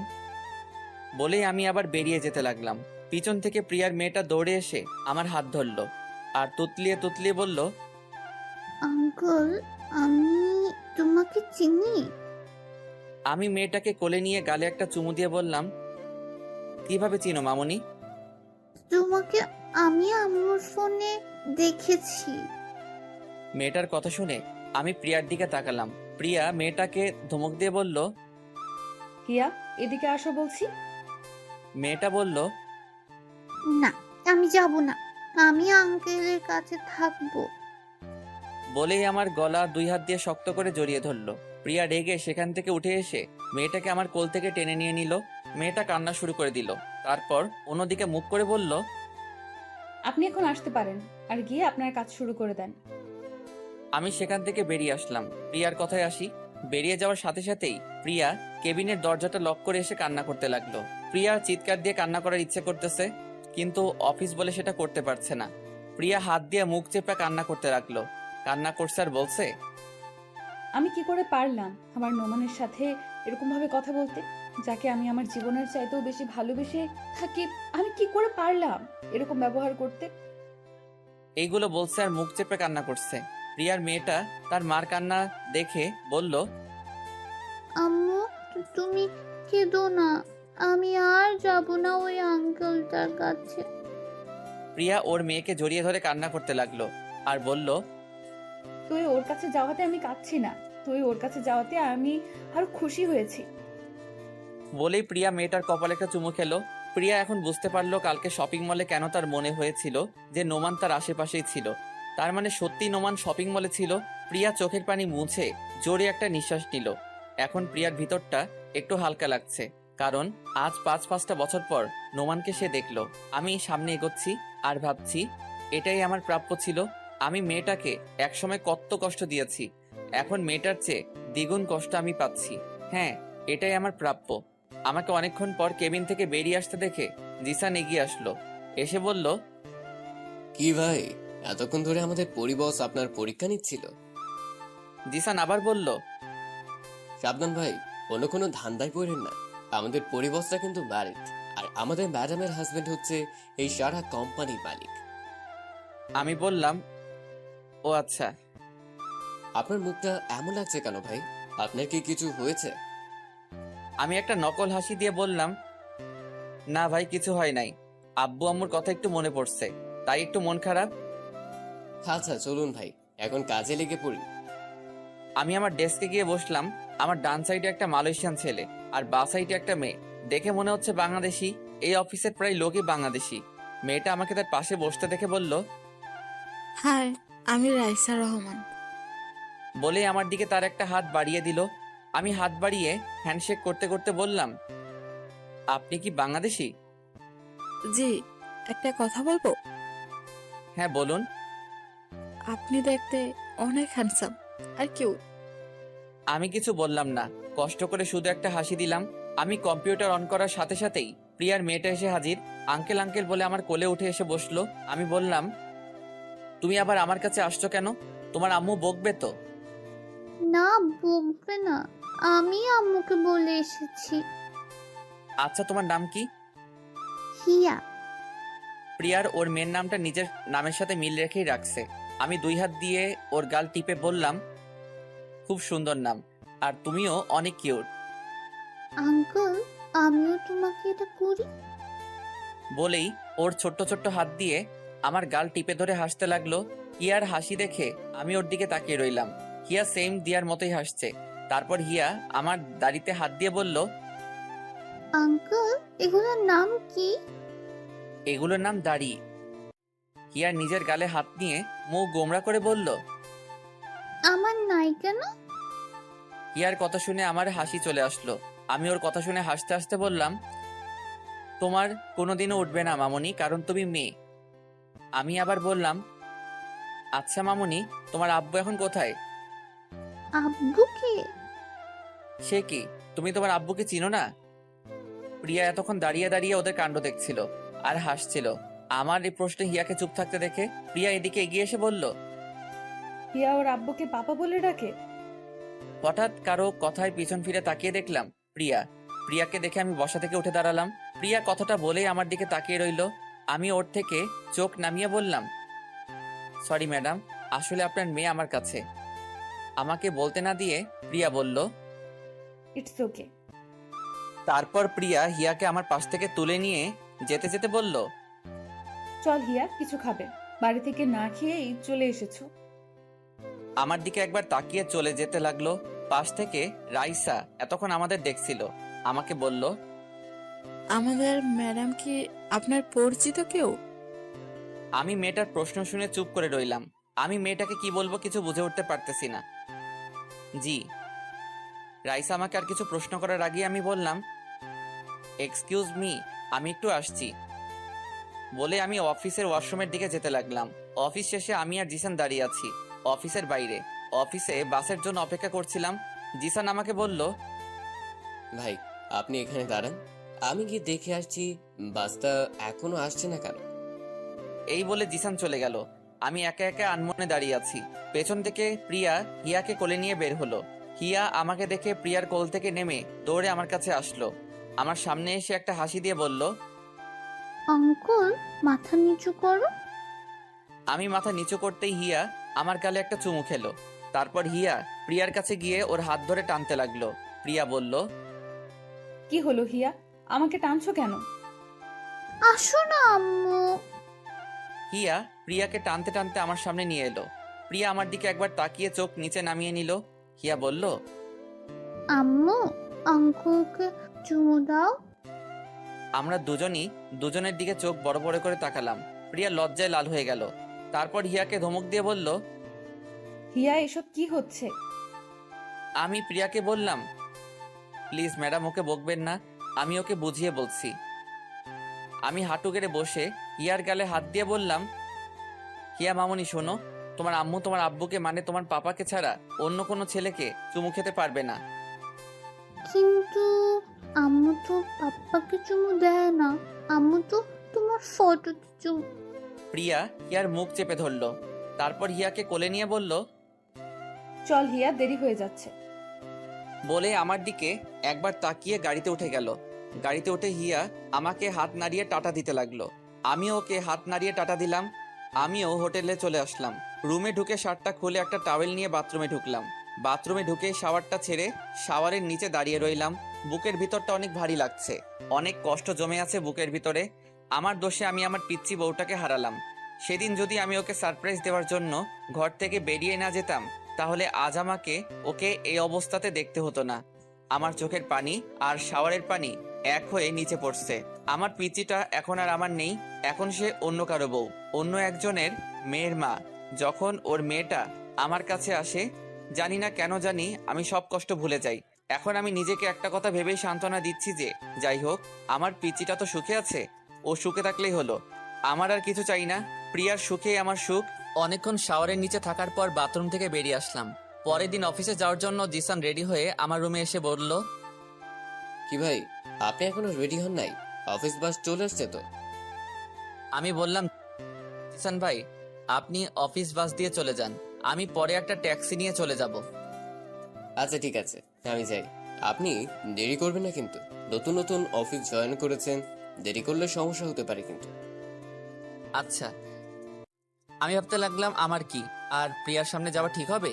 ও যখন সুখে আছে তাহলে থাক না সুখে, আমি কেন ওর পথের কাঁটা হয়ে দাঁড়াবো? তাই ভাবলাম আমি আর প্রিয়ার সামনে যাব না। এদিকে হিয়া অনেকক্ষণ ধরে ওর মাকে বলে যাচ্ছে, আম্মু আঙ্কেল এখনো আসছে না কেন? হিয়া প্রতিদিন প্রিয়ার সাথে অফিসে আসে। প্রিয়া ওর মেয়েকে বলছে, আসবে, এক্ষুনি চলে আসবে। প্রিয়াও চিন্তায় পড়ে গেল। অফিস বাস তো সেই কখনই চলে আসলো, কিন্তু নোমান আসলো না কেন অফিস বাসে? নোমান কি আর আসবে না অফিসে? নোমান তো আমাকে সহ্যই করতে পারে না। তাহলে কি আমার জন্য সে আর অফিসে আসবে না? আমি নোমানকে কি আমি আর দেখতে পারবো না? আমাকে সে আর দেখতে পারবে না, সে কথা মনে পড়তেই প্রিয়ার বুকের ভিতর ধুক করে উঠল, চোখ দিয়ে পানি বেরিয়ে আসলো। এতক্ষণ সে তার কেবিনের সামনে দাঁড়িয়েছিল। হঠাৎ খেয়াল হলো নোমান অফিসে ঢুকছে।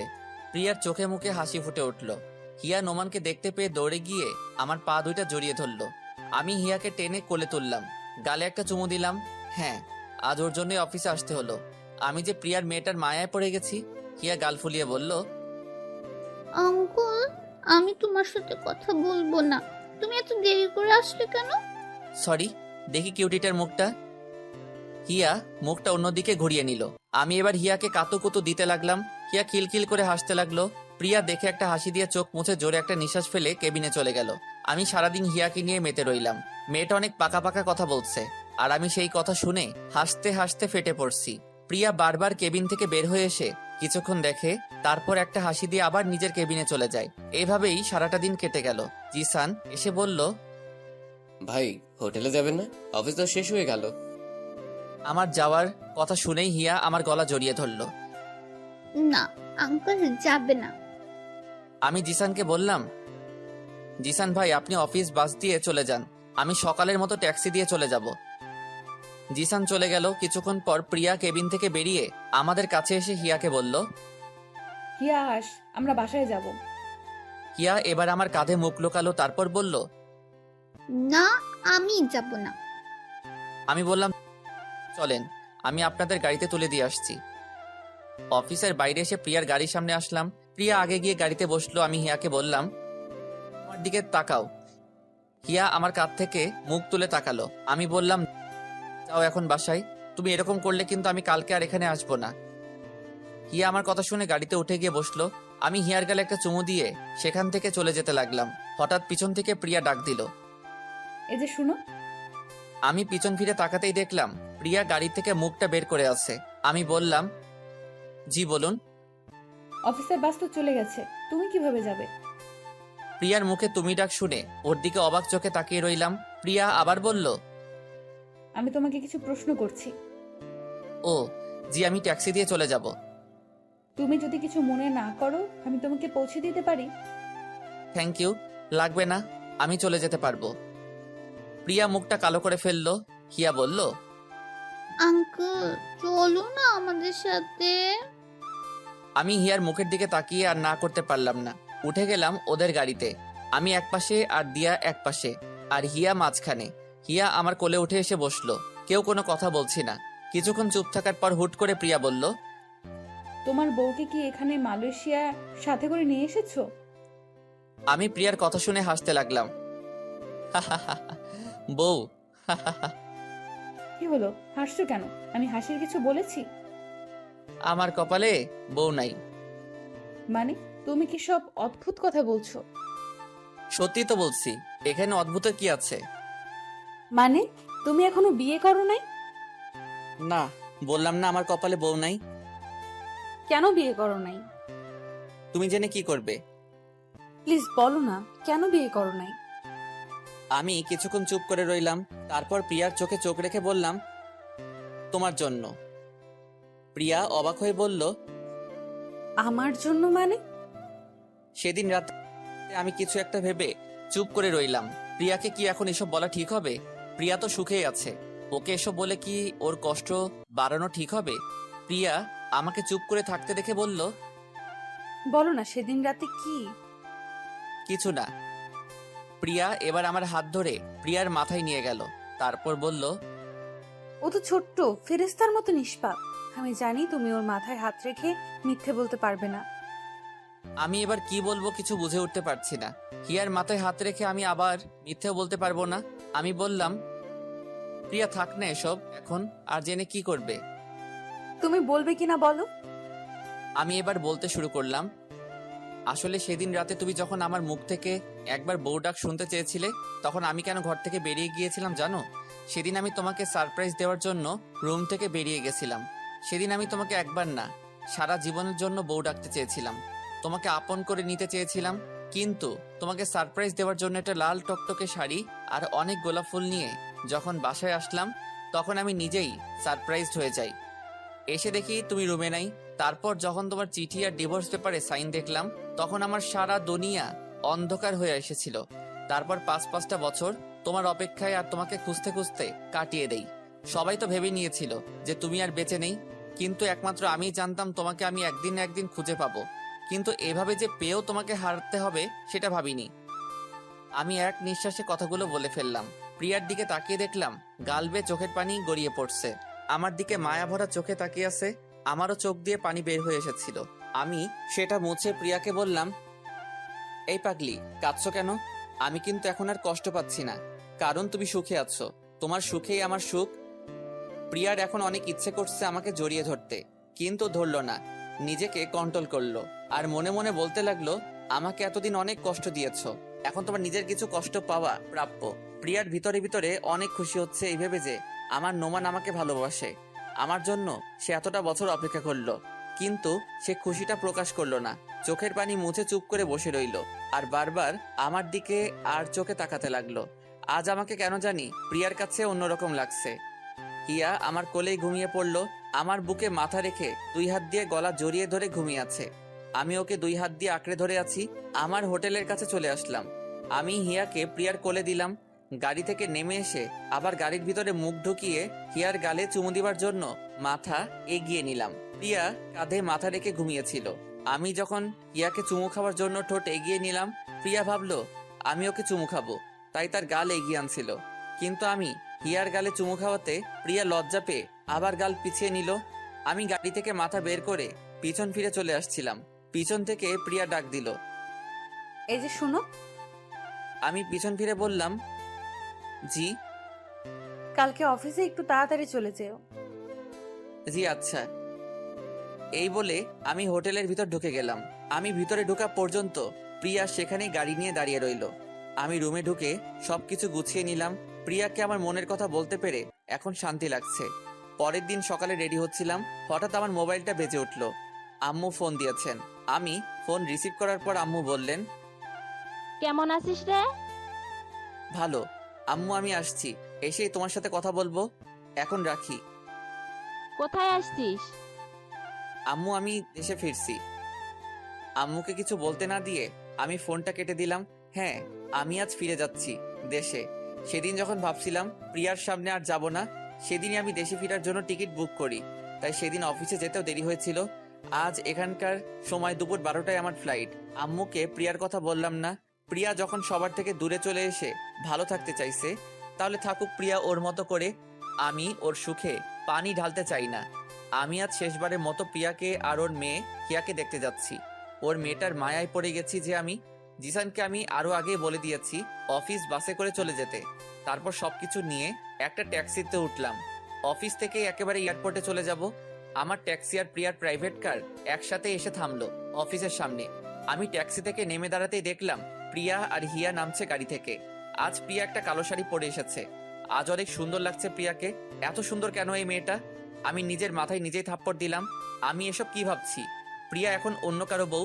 গাড়ি থেকে নেমেই হিয়া আমাকে দেখতে পেয়ে দৌড়ে এসে আমার কোলে উঠলো। আমি হিয়ার গালে একটা চুমু খেলাম। মেয়েটা যে কেন আমাকে এত মায়ায় ফেলছে, আজকের পর হয়তো আমাকে না দেখতে পেয়ে অনেক মিস করবে। আর আমিও অনেক অনেক মিস করব। প্রিয়া আমার দিকে তাকিয়ে একটা হাসি দিল। আমি হিয়াকে কোলে নিয়ে অফিসে ঢুকে গেলাম। আমার পিছন পিছন প্রিয়াও ঢুকলো। আমি হিয়াকে আমার টেবিলে নিয়ে গিয়ে বসালাম। প্রিয়া আমার দিকে একবার তাকিয়ে ওর কেবিনে ঢুকে গেল। প্রিয়াকে দেখে মনে হচ্ছে আজ সে অনেক হ্যাপি। ভালোই হলো, আজ প্রিয়াকে হাসি মুখে দেখেই সারা জীবনের জন্য ওর জীবন থেকে বিদায় নিতে পারবো। হিয়াকে টেবিলে বসিয়ে আমি হাঁটু গেড়ে নিচে বসলাম। আমি ওর গালে হাত দিলাম। কিছুক্ষণ তাকিয়ে রইলাম।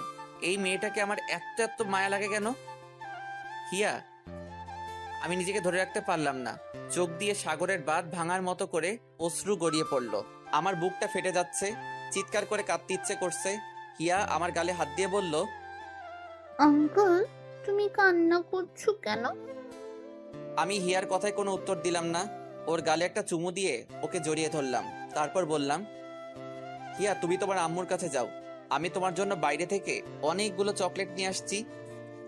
আজ এই মায়াবতীটাকেও মিথ্যে বলতে হলো। এই বলে আমি হিয়াকে ওর আম্মুর কেবিনের সামনে দিয়ে আসলাম। কেবিনের বাইরের গ্লাস দিয়ে আমি আমার মায়াবতীটাকে শেষ একবার দেখলাম। মাথা নিচু করে অফিসের পেপারে কি যেন লিখছে। আমি আর সেখানে দাঁড়ালাম না, চলে যেতে লাগলাম। আমি যে অফিস গেট দিয়ে বেরোতে যাব, তখনই ছোট্ট দুইটা হাত আমার পা জড়িয়ে ধরলো। হিয়া, হ্যাঁ হিয়াই পিছন থেকে আমার পা জড়িয়ে ধরলো। আমি আবার হাঁটু গেড়ে ওর সামনে বসলাম। কি হলো হিয়া? আঙ্কেল, আঙ্কেল, তুমি ফিরে আসবে তো? ইয়া আল্লাহ, তুমি এই পিচিটাকে কেন এত মায়া দিয়ে গড়লে? আমার যে এই পিচিটাকে ছেড়ে যেতে ইচ্ছে করছে না। মেয়েটাকে আমি আবার জড়িয়ে ধরলাম। আমার এখন হাউহাউ করে কান্না করতে মন চাইছে। এই মেয়েটার প্রতি আমার কিসের এত টান? কি আছে এই মেয়ের মধ্যে? আমাকে আবার মেয়েটাকে মিথ্যে বলতে হলো। আমি আসছি মামুনি, এক্ষুনি আসছি। তোমার জন্য অনেকগুলো চকলেট নিয়ে আসছি। তাহলে তুমি কান্না করছো কেন? তোমাকে চকলেট আনতে হবে না আঙ্কেল, আমার চকলেট লাগবে না, তুমি যেও না। বলে আবার আমার গলা জড়িয়ে ধরলো। আমার চোখ দিয়ে অনর্গল বৃষ্টি ঝরেই যাচ্ছে, কিন্তু কোনো আওয়াজ করতে পারছি না। পৃথিবীর সবচেয়ে কষ্টের কান্নাই হলো নীরব কান্না। এই কান্নায় বুক ফাটে ঠিকই, কিন্তু মুখ ফোটে না। এখন সেই পরিস্থিতিতেই আমি আছি। আমি হিয়াকে আমার থেকে ছাড়িয়ে আরো একটা মিথ্যা বললাম। এই যে মামুনি, ওই যে দেখা যাচ্ছে দোকান, সেখান থেকে আমি আসছি। তুমি তোমার আম্মুর কাছে যাও। হিয়া মুখটা কালো করে চলে গেল। আমি ট্যাক্সিকে বলেছিলাম আমি আসার আগ পর্যন্ত দাঁড়িয়ে থাকতে। ট্যাক্সিটা এখনো দাঁড়িয়ে আছে। আমি ট্যাক্সিতে উঠতে যাব, তখনই জিসান আমাকে ডাক দিল। এই যে নোমান ভাই। জিসান অফিস থেকে দৌড়ে বের হয়ে আমার কাছে আসলো। এসে বলল, কোথায় যাচ্ছেন ভাই? আমি জিসানকে জড়িয়ে ধরলাম। আপনি অনেক ভালো জিসান ভাই, এই কয়দিনে আমাকে অনেক আপন করে নিয়েছেন। আমি দেশে ফিরে যাচ্ছি ভাই। মানে এই তো কদিন হলো এখানে আসছেন। আমি আর এদেশে থাকতে চাই না ভাই। আসি ভাই, ভালো থাকবেন। এই বলে আমি ট্যাক্সিতে উঠে গেলাম। এদিকে হিয়া আমি চলে যাওয়ার পর ওর আম্মুর কেবিনে যায় নাই। আমি যেখানে বসে কাজ করতো সেখানেই বসে আছে। আধা ঘন্টা হয়ে গেল, আমি এখনো আসছি না। এদিকে প্রিয়া ভাবলো একবার ওদের দেখে আসি। প্রিয়া কেবিন থেকে বের হয়ে এসে দেখে হিয়া একা একা গালে হাত দিয়ে বসে আছে। প্রিয়া এগিয়ে গিয়ে বলল, তোমার আঙ্কেল কই গেছে হিয়া? আমার জন্য চকলেট আনতে গেছে, কিন্তু জানো আম্মু, আঙ্কেল সে কখন গেছে, এখনো আসছে না। আর জানো আম্মু, আঙ্কেল বাইরে যাওয়ার সময় অনেক কান্না করেছে। প্রিয়ার বুক ধুক করে উঠল। নেমান কান্না করলো কেন? তাহলে কি নোমান? প্রিয়া হিয়াকে কোলে নিয়ে জিসানের কাছে গেল। আমাকে সে অনেকবার জিসানের সাথে দেখেছে। জিসান প্রিয়াকে দেখেই বসা থেকে উঠে দাঁড়ালো। ম্যাডাম কিছু বলবেন? নোমান কোথায় গেছে? নোমান ভাই তো আজ দেশে চলে যাচ্ছেন। কি? এই বলে প্রিয়া হিয়াকে নিয়ে বেরিয়ে যেতে লাগলো। জিসান কিছুই বুঝতে পারলো না। নোমান দেশে চলে যাচ্ছে শুনে তার ম্যাডাম কেন এরকম রিয়াক্ট করলো। প্রিয়া নিজের গাড়িতে উঠেই ড্রাইভারকে বলল। তাড়াতাড়ি এয়ারপোর্টে চলেন। প্রিয়াকে কান্না করতে দেখে হিয়া জিজ্ঞেস করলো, আম্মু, তুমি কান্না করছো কেন? আর আঙ্কেল কোথায় গেছে? কোথাও যায় নাই মা, আমরা এক্ষুনি খুঁজে বের করব। বলেই হিয়াকে জড়িয়ে ধরে কান্না করতে লাগলো প্রিয়া। ড্রাইভারকে বলল, আর একটু জোরে চালান না। ড্রাইভার গাড়ির স্পিড অনেক বাড়িয়ে দিল। আমার পাসপোর্ট ভিসা চেক করছিল একজন গার্ড। আমি এক্ষুনি এয়ারপোর্টের ভিতরে ঢুকে যাব। আর বেশিক্ষণ বাকি নাই আমার ফ্লাইট ছাড়তে। গার্ড আমার সবকিছু চেক করে বলল আমার সবকিছুই ঠিক আছে, আমি এখন ভিতরে যেতে পারি। আমি যেই ভিতরে যাওয়ার জন্য পা বাড়ালাম, হঠাৎ পিছন থেকে কে যেন আমাকে জড়িয়ে ধরলো। আমি পিছন ফিরে তাকাতেই দেখলাম প্রিয়া। প্রিয়া, তুমি এখানে? একাই চলে যাচ্ছ? তোমার বউকে আর তোমার মেয়েকে নিয়ে যাবে না সাথে করে? আমার মেয়ে মানে? হিয়া তোমার মেয়ে। সেদিন তুমি যখন আমাকে পিলটা দিয়েছিলে, সেটা আমি খাই নাই, ফেলে দিয়েছিলাম। প্রিয়ার কথা শুনে খুশিতে আমার কান্না চলে আসলো। আমি প্রিয়ার দুই গালে হাত দিয়ে চোখের পানি ফেলতে ফেলতে বললাম, হিয়া আমার মেয়ে, আমার মেয়ে। তারপর বললাম, শুনলাম তোমার নাকি বিয়ে হয়েছে তোমার কোম্পানি মালিকের সাথে। না, এটা ভুল, সবাই সত্যিটা জানে না। তারপর আমি প্রিয়াকে জড়িয়ে ধরলাম। প্রিয়াও কান্না করছে। তারপর আমার থেকে নিজেকে ছাড়িয়ে বলল, এই এই ছাড়ো ছাড়ো, কি করছো? সবাই দেখছে। আমার বউকে আমি জড়িয়ে ধরেছি, তাতে কার কি? তাই বলে মানুষকে ফ্রিতে সিনেমা দেখাবে? বলে বাবালে, আমার পিচিটা দেখে অনেক পাকনা হয়ে গেছে। এই ছাড়ো, আমি কি এখন আর পিচ্চি রয়ে গেছি নাকি? আমি তো এখন অনেক বড় হয়ে গেছি। তুই যতই বড় হও না কেন, আমার কাছে সে আগের পিচি রয়ে থাকবে, আমার পিচ্চি বউ। ই, এখন আসছে প্রেম দেখাতে। তখন তো আমাকে কত কষ্ট দিয়েছিলে। হ্যাঁ দিয়েছিলাম, তাই তো তোমার চেয়ে দ্বিগুণ কষ্ট আমি এই 5টা বছরে পেলাম। আর আমি কি কম কষ্ট পাইছি এই 5 বছরে? জানো, প্রত্যেকটা দিন তোমার কথা মনে পড়তো, তোমাকে অনেক মিস করতাম। তাই প্রত্যেক দিন তোমাকে ফোন দিতাম, শুধুমাত্র তোমার মুখ থেকে একটা শব্দ শোনার জন্য। শব্দ না শুনতে পারলেও তোমার নিঃশ্বাসের আওয়াজ শুনলেই আমার মন শান্ত হতো। কি ওই অপরিচিত নাম্বারটা তুমি ছিলে? আমার মেয়েটা কই গো? গাড়িতে আছে, চলো।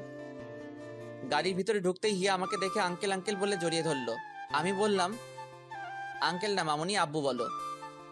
আব্বু কেন? এখন থেকে আব্বুই বলবে। আমি হিয়াকে আমার কোলে নিয়ে ওর চোখে মুখে অনেকগুলো চুমু দিলাম। প্রিয়া আমাদের বাবা মেয়ের মিলন দেখে হাসতে লাগলো। আমি হিয়াকে বললাম, চলো আম্মু, আমরা এখন বাংলাদেশে যাব। বলেই আমি হিয়াকে কোলে নিয়ে গাড়ি থেকে নেমে প্রিয়ার হাত ধরে টানতে লাগলাম। প্রিয়া বলল, এই কোথায় যাচ্ছ? কেন, দেশে যাব না? পাসপোর্ট টিকিট ছাড়া কিভাবে যাব আমরা? ও, আমি তো ভুলেই গেছিলাম। তো এখন আমরা কই যাব? আমি যে বাড়িতে আমার জীবনের 5টা বছর কাটিয়েছি, সেই বাড়িতে। ওদের থেকেও তো বিদায় নিতে হবে। ওদের কাছে যে আমি ঋণী, ওরা আমাকে যে নতুন করে জীবন দিয়েছিল। তারপর আমরা আরিয়ান চৌধুরীর বাড়িতে চলে আসি। আরিয়ান চৌধুরী ও তার মা আমাকে দেখে আমার দিকে অবাক চোখে তাকিয়ে আছেন। আরিয়ান চৌধুরী আমাকে প্রশ্ন করলো, আপনি এখানে? হয়তো আমাকে আগে ফটোতে দেখেছে, তাই প্রথম দেখাতেই চিনে ফেললো। তারপর প্রিয়া ওদের সবকিছু বুঝিয়ে বলল। আরিয়ান চৌধুরী প্রিয়ার কথা শুনে মুখটা মলিন করে কিছুক্ষণ দাঁড়িয়ে রইল। তারপর আমাদের বলল, আচ্ছা, তাহলে আজ না হয় তোমরা এখানে থাকো। এর ভেতরে আমি প্রিয়া আর হিয়ার পাসপোর্ট টিকিটের ব্যবস্থা করে ফেলছি। এই বলে আরিয়ান চৌধুরী আর সেখানে দাঁড়ালো না, চলে গেল বাইরে। আরিয়ানের আম্মুর মুখের দিকে তাকিয়ে দেখলাম ওনার চোখে পানি। হয়তো প্রিয়া আর হিয়া চলে যাওয়ার কথা শুনে অনেক কষ্ট পেয়েছেন। উনি অনেক কষ্ট করে বললেন, প্রিয়া, তোর স্বামীকে নিয়ে রুমে গিয়ে ফ্রেশ হয়ে আয় মা। আমি তোদের জন্য খাবার রেডি করছি। এই বলে উনি চলে গেলেন। প্রিয়া আমাকে বলল, চলো রুমে চলো। প্রিয়া আমাকে একটা রুমে নিয়ে আসলো। জিনিসপত্র দেখে মনে হচ্ছে এটা প্রিয়ারই রুম ছিল এতদিন। প্রিয়া নিজের আলমারি থেকে একটা টাওয়েল বের করে আমার হাতে দিল, বলল, যাও ওইদিকে ওয়াশরুম, গোসল করে ফ্রেশ হয়ে আসো। আচ্ছা প্রিয়া, একটা কথা বলি। প্রিয়া মুখে একটা রাগী লোক নিয়ে আমাকে বলল, এইভাবে জিজ্ঞেস করছো যেন অন্য কারো বউয়ের সাথে কথা বলছো। তোমার যা মন চায় তাই বলো, জিজ্ঞেস করার কি আছে? আরিয়ান চৌধুরীর আম্মুকে দেখলাম, তুমি চলে যাচ্ছ সেই কথা শুনে চোখ দিয়ে পানি বের হয়ে আসছে। প্রিয়া একটা দীর্ঘ নিঃশ্বাস ছেড়ে বলল, ওনাদের মতো কোনো মানুষ হয় না। যখন আমি তোমাকে ছেড়ে চলে আসি তারপর থেকে আমি অনেক ভেঙে পড়ি। প্রত্যেকটা দিন তোমার জন্য কান্না করতাম, ঠিক মতো খাওয়া দাওয়া করতাম না। তারপর উনি আমাকে নতুন করে বাঁচতে শিখিয়েছিলেন। আমাকে প্রত্যেকটা দিন নিজের হাতে খাইয়ে দিতেন। আমাকে যেভাবে উনি আদর করতেন সেভাবে হয়তো উনি নিজের মেয়েকেই করেন না। আমি আমার এ মাকে ফেলে আসলে কি হবে? এখানে এসে আরেক মাকে পেলাম। বলেই প্রিয়া কান্না করতে লাগলো। আমি প্রিয়ার মাথা আমার বুকে ঠেকিয়ে সান্ত্বনা দিতে লাগলাম। হঠাৎ হিয়া রুমে এসে আমাদের দেখে বলল, তোমরা কি করছো? আমি প্রিয়াকে ছেড়ে হিয়াকে কোলে নিলাম। বললাম, তোমার আম্মুকে আদর করছিলাম মামুনি। না, তুমি আম্মুকে আদর করবে না। কেন? তুমি শুধু আমাকে আদর করবে, আর কাউকে না। প্রিয়া বলল, দেখেছো তোমার মেয়ে কি হিংসুক? এখন থেকেই আমাকে তোমার থেকে কত দূরে ঠেলে দিচ্ছে। আমি প্রিয়ার কথা শুনে হাসতে লাগলাম। এইভাবে প্রিয়া আর হিয়ার সাথে খুনসুটিতে কেটে গেল সারাটা দিন। রাতে খাবার খেয়ে রুমে আসলাম ঘুমাতে। এখানে প্রিয়ার আজকে লাস্ট রাত, কালকে আমরা চলে যাব দেশে। হিয়া অনেক আগেই ঘুমিয়ে গেছে। এই তুমি আমার দিকে এইভাবে আগাচ্ছ কেন? আমার পিচ্চি বউটাকে একটু আদর করব। এই না না, সরো, আমি কিন্তু চিল্লাবো। চিল্লাও, কেউ আসবে না। তুমি চিল্লালে আজ কেউ আসবে না, উল্টা ওরা আরো অন্য কিছু ভাববে। প্লিজ সরে যাও। আমি তোমার সাথে সব কিছু নতুন করে শুরু করতে চাই। আমরা আবার নতুন করে বিয়ে করব, আবার নতুন করে বাসর করব। প্লিজ আজ না, প্লিজ আজ একটু শান্তিতে ঘুমিয়ে পড়ো। আমি প্রিয়ার কাছ থেকে সরে আসলাম, বললাম, শিয়ালের সামনে মোরগ দেখে বলছে শান্তিতে ঘুমাতে। বলেই আমি অন্যদিকে মুখ করে বসে রইলাম। আমার কথা শুনে প্রিয়া হাসতে লাগলো। তুমি এত দুষ্টু কেন? বলেই প্রিয়া আমার কাঁধে হাত রেখে পেছন থেকে আমাকে 2 হাত দিয়ে জড়িয়ে ধরল। আচ্ছা একটা কাজ করতে পারো, কি? আমাকে একটা কিস করতে পারো, কিন্তু কিস করার পর অন্য কিছু করার ধান্দা করো না কিন্তু। লাগবে না আমার কিস। তোমার না লাগলেও আমার লাগবে। বলেই আমাকে ধাক্কা দিয়ে বিছানাতে ফেলে আমার উপর উঠে এসে আমার ঠোঁটে ঠোঁট মিশিয়ে দিল। অনেকক্ষণ পর আমার ঠোঁট ছাড়ল। আমি অনেক জোরে জোরে শ্বাস নিতে লাগলাম। প্রিয়াও আমার মতো হাঁপাতে লাগলো। আমি বললাম, ও মাই গড, আরেকটু হলে তো আমি মরেই যেতাম। রাক্ষসী একটা, আমার ঠোঁট কি খাবার জিনিস নাকি যে এভাবে চুমু খেতে হবে? ইস, আবার ঠোঁটে কামড় দিছে, রাক্ষসী একটা। কি বললে?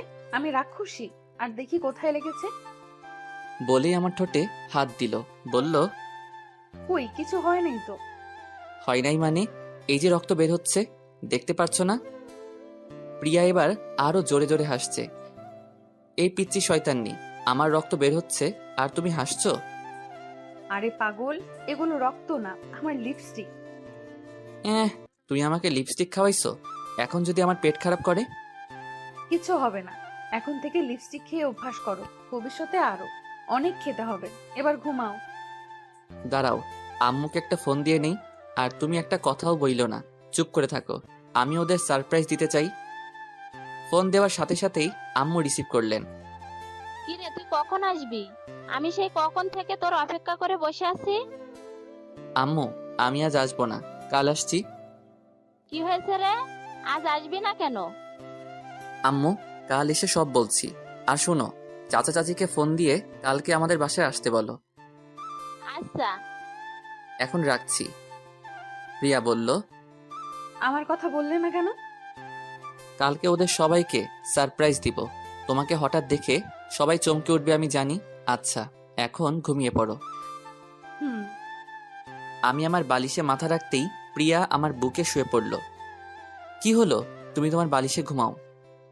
প্রিয়া নিজের বালিশটা হাতে নিয়ে নিচে ফেলে দিল, তারপর বলল, আমার বালিশ নাই। আমার বুকে আবার মাথা রাখলো। আমি প্রিয়ার কাণ্ড দেখে হাসতে লাগলাম। পাগলি একটা। হুম, তোমার পাখি। প্রিয়া কিছুক্ষণ চুপ করে থাকার পর আবার বলল, জানো আজ কতদিন পর শান্তিতে ঘুমাতে পারবো। পাগলি ঘুমাও। বলে আমি প্রিয়াকে 2 হাত দিয়ে শক্ত করে বুকে মিশিয়ে নিলাম। পরের দিন সকালে সবার থেকে বিদায় নিয়ে চলে আসলাম এয়ারপোর্টে। আরিয়ান চৌধুরীর বাড়ি থেকে আসার সময় আরিয়ানের মা আর প্রিয়া অনেক কান্না করছে। বিমানে বসে আছি, হিয়া আমার কোলে ঘুমিয়ে, আর প্রিয়া আমার কাঁধে মাথা রেখে ঘুমিয়ে আছে। বিমান বাংলাদেশ এসে ল্যান্ড করলো। আমি প্রিয়াকে ডাকলাম, এই প্রিয়া, প্রিয়া উঠো, আমরা চলে এসেছি দেশে। প্রিয়া চোখ মুছতে মুছতে আমার দিকে তাকিয়ে অপরাধীর ভঙ্গিতে বলল, সরি, তুমি হয়তো সারা রাস্তা একা একা বোর হয়েছো। আমার যে কখন ঘুম লেগে গিয়েছিল বুঝতেই পারিনি। এয়ারপোর্ট থেকে বের হতেই প্রিয়া জোরে একটা নিঃশ্বাস নিল। প্রিয়া বলল, কতদিন পর আমার দেশের সেই চিরচেনা গন্ধটা পেলাম, মনটাই ফ্রেশ হয়ে গেল। এখন চলো। প্রিয়া আর হিয়াকে নিয়ে একটা ট্যাক্সিতে উঠলাম। হিয়ার এখনো ঘুম ভাঙে নাই, এখনো আমার কোলেই ঘুমিয়ে আছে। আমাদের বাড়ির পাশে আসতেই আমি প্রিয়ার হাতে একটা বোরকা ধরিয়ে দিয়ে বললাম, এটা পরে নাও। বোরকা কেন? পরো না, এত প্রশ্ন করছো কেন? প্রিয়া আর কিছু না বলে বোরকা পরে নিল। প্রিয়ার চোখ দুইটা ছাড়া এখন আর কিচ্ছু দেখা যাচ্ছে না। হিয়াও জেগে উঠেছে। আমি হিয়াকে কোলে নিয়ে আমাদের ঘরের বেল বাজালাম। আম্মু এসে দরজা খুললেন। নোমান বাবা তুই? বোরকা পরা প্রিয়াকে আর আমার কোলে হিয়াকে দেখে আটকে গেলেন। আবার বললেন, কি রে, ওরা কে? বলছি, আগে ঘরে তো ঢুকতে দাও। আমি ভিতরে ঢুকে দেখলাম আব্বু, চাচা, চাচি, অবন্তী, শিহাব সবাই ড্রয়িং রুমে বসে আছেন। আমাকে সবাই একসাথে প্রশ্ন করলেন যে ওরা কে। আমি প্রিয়াকে দেখিয়ে বললাম, ও আমার বউ। সবাই অবাক হওয়ার চেয়ে খুশি হলেন। আব্বু বললেন, নোমান, তুই শেষ পর্যন্ত বিয়ে করলি, এবার আমি শান্তি পেলাম। আম্মু প্রিয়াকে বললেন, মুখোশটা খোলো বৌমা, দেখি আমার বৌমা কত সুন্দর। প্রিয়া আমার দিকে তাকিয়ে চোখের ইশারায় প্রশ্ন করলো খুলবে কিনা। আমি মাথা নাড়িয়ে হ্যাঁ বললাম। প্রিয়া পিছনে হাত দিয়ে ফিতাটা খুললো। খুলে আস্তে আস্তে মুখ থেকে মুখোশটা সরালো। মুখোশটা মুখ থেকে সরাতেই সবাই চোখ বড় বড় করে প্রিয়ার দিকে তাকিয়ে আছে। প্রিয়াকে চিনতে ওদের কিছুটা কষ্ট হচ্ছে, কারণ এই 5 বছরে প্রিয়া অনেক পাল্টে গেছে। সবার চিনতে কষ্ট হলেও চাচা ঠিকই চিনে নিলেন। মুখ দিয়ে একটা শব্দ করলেন, প্রিয়া। চাচা দাঁড়াতে পারলেন না, সোফাতে বসে পড়লেন। চাচার মুখে দিয়া ডাক শুনে এবার সবাই চিনে গেল। চাচি দৌড়ে এসে প্রিয়াকে জড়িয়ে ধরে হাও মাও করে দুজন কান্না করতে লাগলো। চাচা এখনো সোফাতেই বসে আছেন আর চোখ দিয়ে অনর্গল পানি ফেলছেন। এবার প্রিয়া চাচিকে ছেড়ে ওর আব্বুর দিকে এগিয়ে যেতে লাগলো। চাচার পাশে গিয়ে ধপাস করে বসে পড়ল চাচার পায়ের কাছে। চাচা প্রিয়ার থেকে মুখ ফিরিয়ে বসে আছেন। প্রিয়া এবার চাচার পা জড়িয়ে হাউমাউ করে কান্না করতে লাগলো আর বলতে লাগলো, আমাকে মাফ করে দাও বাবা, আমাকে তুমি মাফ করে দাও। চাচার পায়ে মাথা ঠেকিয়ে কান্না করছে। প্রিয়ার কান্না দেখে আমিও নিজেকে ধরে রাখতে পারলাম না। চোখ দিয়ে কয়েক ফোঁটা পানি গড়িয়ে পড়ল। আশেপাশে সবাই প্রিয়ার কান্না দেখে সবাই কান্না করছে। এবার চাচা আর নিজেকে ধরে রাখতে পারলেন না। প্রিয়াকে নিজের পা থেকে তুলে জড়িয়ে ধরে হাউমাউ করে কান্না করতে লাগলেন। কিছুক্ষণ কান্না করার পর প্রিয়াকে ছেড়ে ওর কপালে একটা চুমু খেলেন। এতক্ষণ প্রিয়াকে পেয়ে হিয়াকে কেউ খেয়াল করে নাই। হিয়া আমার কোলেই আছে। আম্মু বললেন, পিসি মিষ্টি মেয়েটা কে রে? আম্মু ও আমাদের মেয়ে। আম্মু খুশিতে কান্না করে দিলেন। কি বললি? ও আমাদের দিদি ভাই। আম্মু। আম্মু হিয়াকে আমার কোল থেকে নিতে চাইলেন, কিন্তু হিয়া গেল না। আমি হিয়াকে বললাম, যাও মামনি, উনি তোমার দাদু। আমার কথা শুনে এবার হিয়া আম্মুর কোলে গেল। আম্মু হিয়ার চোখে মুখে অনেকগুলো চুমু খেলেন। হিয়াকে নিয়ে সবাই কারাকারি করতে লাগলো। একজনের কোল থেকে আরেকজন নিচ্ছে। সবাই অনেক খুশি। আমি ওদের দেখে হাসতে লাগলাম। এ বাড়িতে কতদিন পর এরকম হাসি খুশি লাগলো। আমি প্রিয়ার পাশে গিয়ে ওরে কানে কানে বললাম, আমার সেদিনের ভুলের জন্য সবাই কত খুশি, কিন্তু আফসোস সেদিনের ঘটনা আমার কিচ্ছু মনে নেই। তখন আমি কিছুই ফিল করতে পারি নাই। সমস্যা নাই, সেদিন ফিল করতে পারি নাই তো কি হয়েছে, আজ আবার সবকিছু নতুন করে ফিল করে নিব। প্রিয়া লজ্জা পেয়ে বলল, এই সরো, তোমার কি লজ্জা শরম নাই? সবাই আছে তো। আরে আমি কি সবাইকে শুনিয়ে বললাম নাকি? আমি তো তোমার কানে কানে বললাম। রাতে কাজিয়ে এনে নতুন করে আবার আমাদের বিয়ে হলো। আজ আবার বাসরঘর সাজানো হলো। এই নিয়ে 3টা বাসর হবে আমাদের, কিন্তু ওই 2টা ছিল অপূর্ণ বাসর রাত। আজ হবে আমাদের আসল বাসর রাত। প্রিয়া আগে থেকেই বাসর ঘরে গিয়ে বসে আছে। আমি হিয়াকে খুঁজতে লাগলাম। আম্মুকে জিজ্ঞেস করতে বললেন অবন্তীর রুমে আছে। আমি অবন্তীর রুমে এসে বললাম, ওই হিয়া কই? এই যে ও ঘুমিয়ে আছে। আচ্ছা দে, আমি ওকে নিয়ে যাই। আরে ভাইয়া, না না, ও আমার কাছে থাকুক। তুমি যাও, গিয়ে তোমার কাজ করো। আমি আবার এখন কি কাজ করব? কেন ভাইয়া, আজ না তোমার বাসর রাত? বাসর রাতে মানুষ কি কাজ করে? ওই বুড়ি, এত পাকনা পাকনা কথা বলছিস কেন? কষিয়ে এক চর মারবো। মারো মারো, যত খুশি মারো, তবে আজকের বাসর রাতটা ভালোভাবে কাটিও ভাইয়া। আবার আচ্ছা ভাইয়া, আর বলবো না। হিয়ার দিকে খেয়াল রাখিস। রাখবো ভাইয়া, তুমি টেনশন করো না, তুমি তোমার কাজ করো। খারা, তোরে তো। সরি ভাইয়া, সরি সরি সরি। আমি অবন্তীর মাথায় একটা থাপ্পড় দিয়ে বেরিয়ে গেলাম। আমার রুমের দরজার পাশে এসে দাঁড়িয়ে আছি। ভিতরে ঢুকতে কেন জানি আমার ভয় করছে। বুকে 3বার থুতু দিয়ে রুমে ঢুকেই গেলাম, কিন্তু প্রিয়া কই গেল? ভাবলাম বাথরুমে হয়তো গেছে, কিন্তু বাথরুমের পাশে গিয়ে দেখি দরজা খোলা, ভিতরে কেউ নাই। আমি এবার প্রিয়াকে ডাকতে লাগলাম, এই প্রিয়া, প্রিয়া, এই বউ, এই পিচ্চি বউ, এই পিচ্চি শয়তানি, কই গেলা? হঠাৎ প্রিয়া বেলকনি থেকে দৌড়ে বেরিয়ে আসলো, এসে আমার সামনে দাঁড়ালো। আমি বললাম, তুমি বেলকনিতে ছিলে? এতক্ষণ ধরে ডাকলাম, শুনলে না কেন?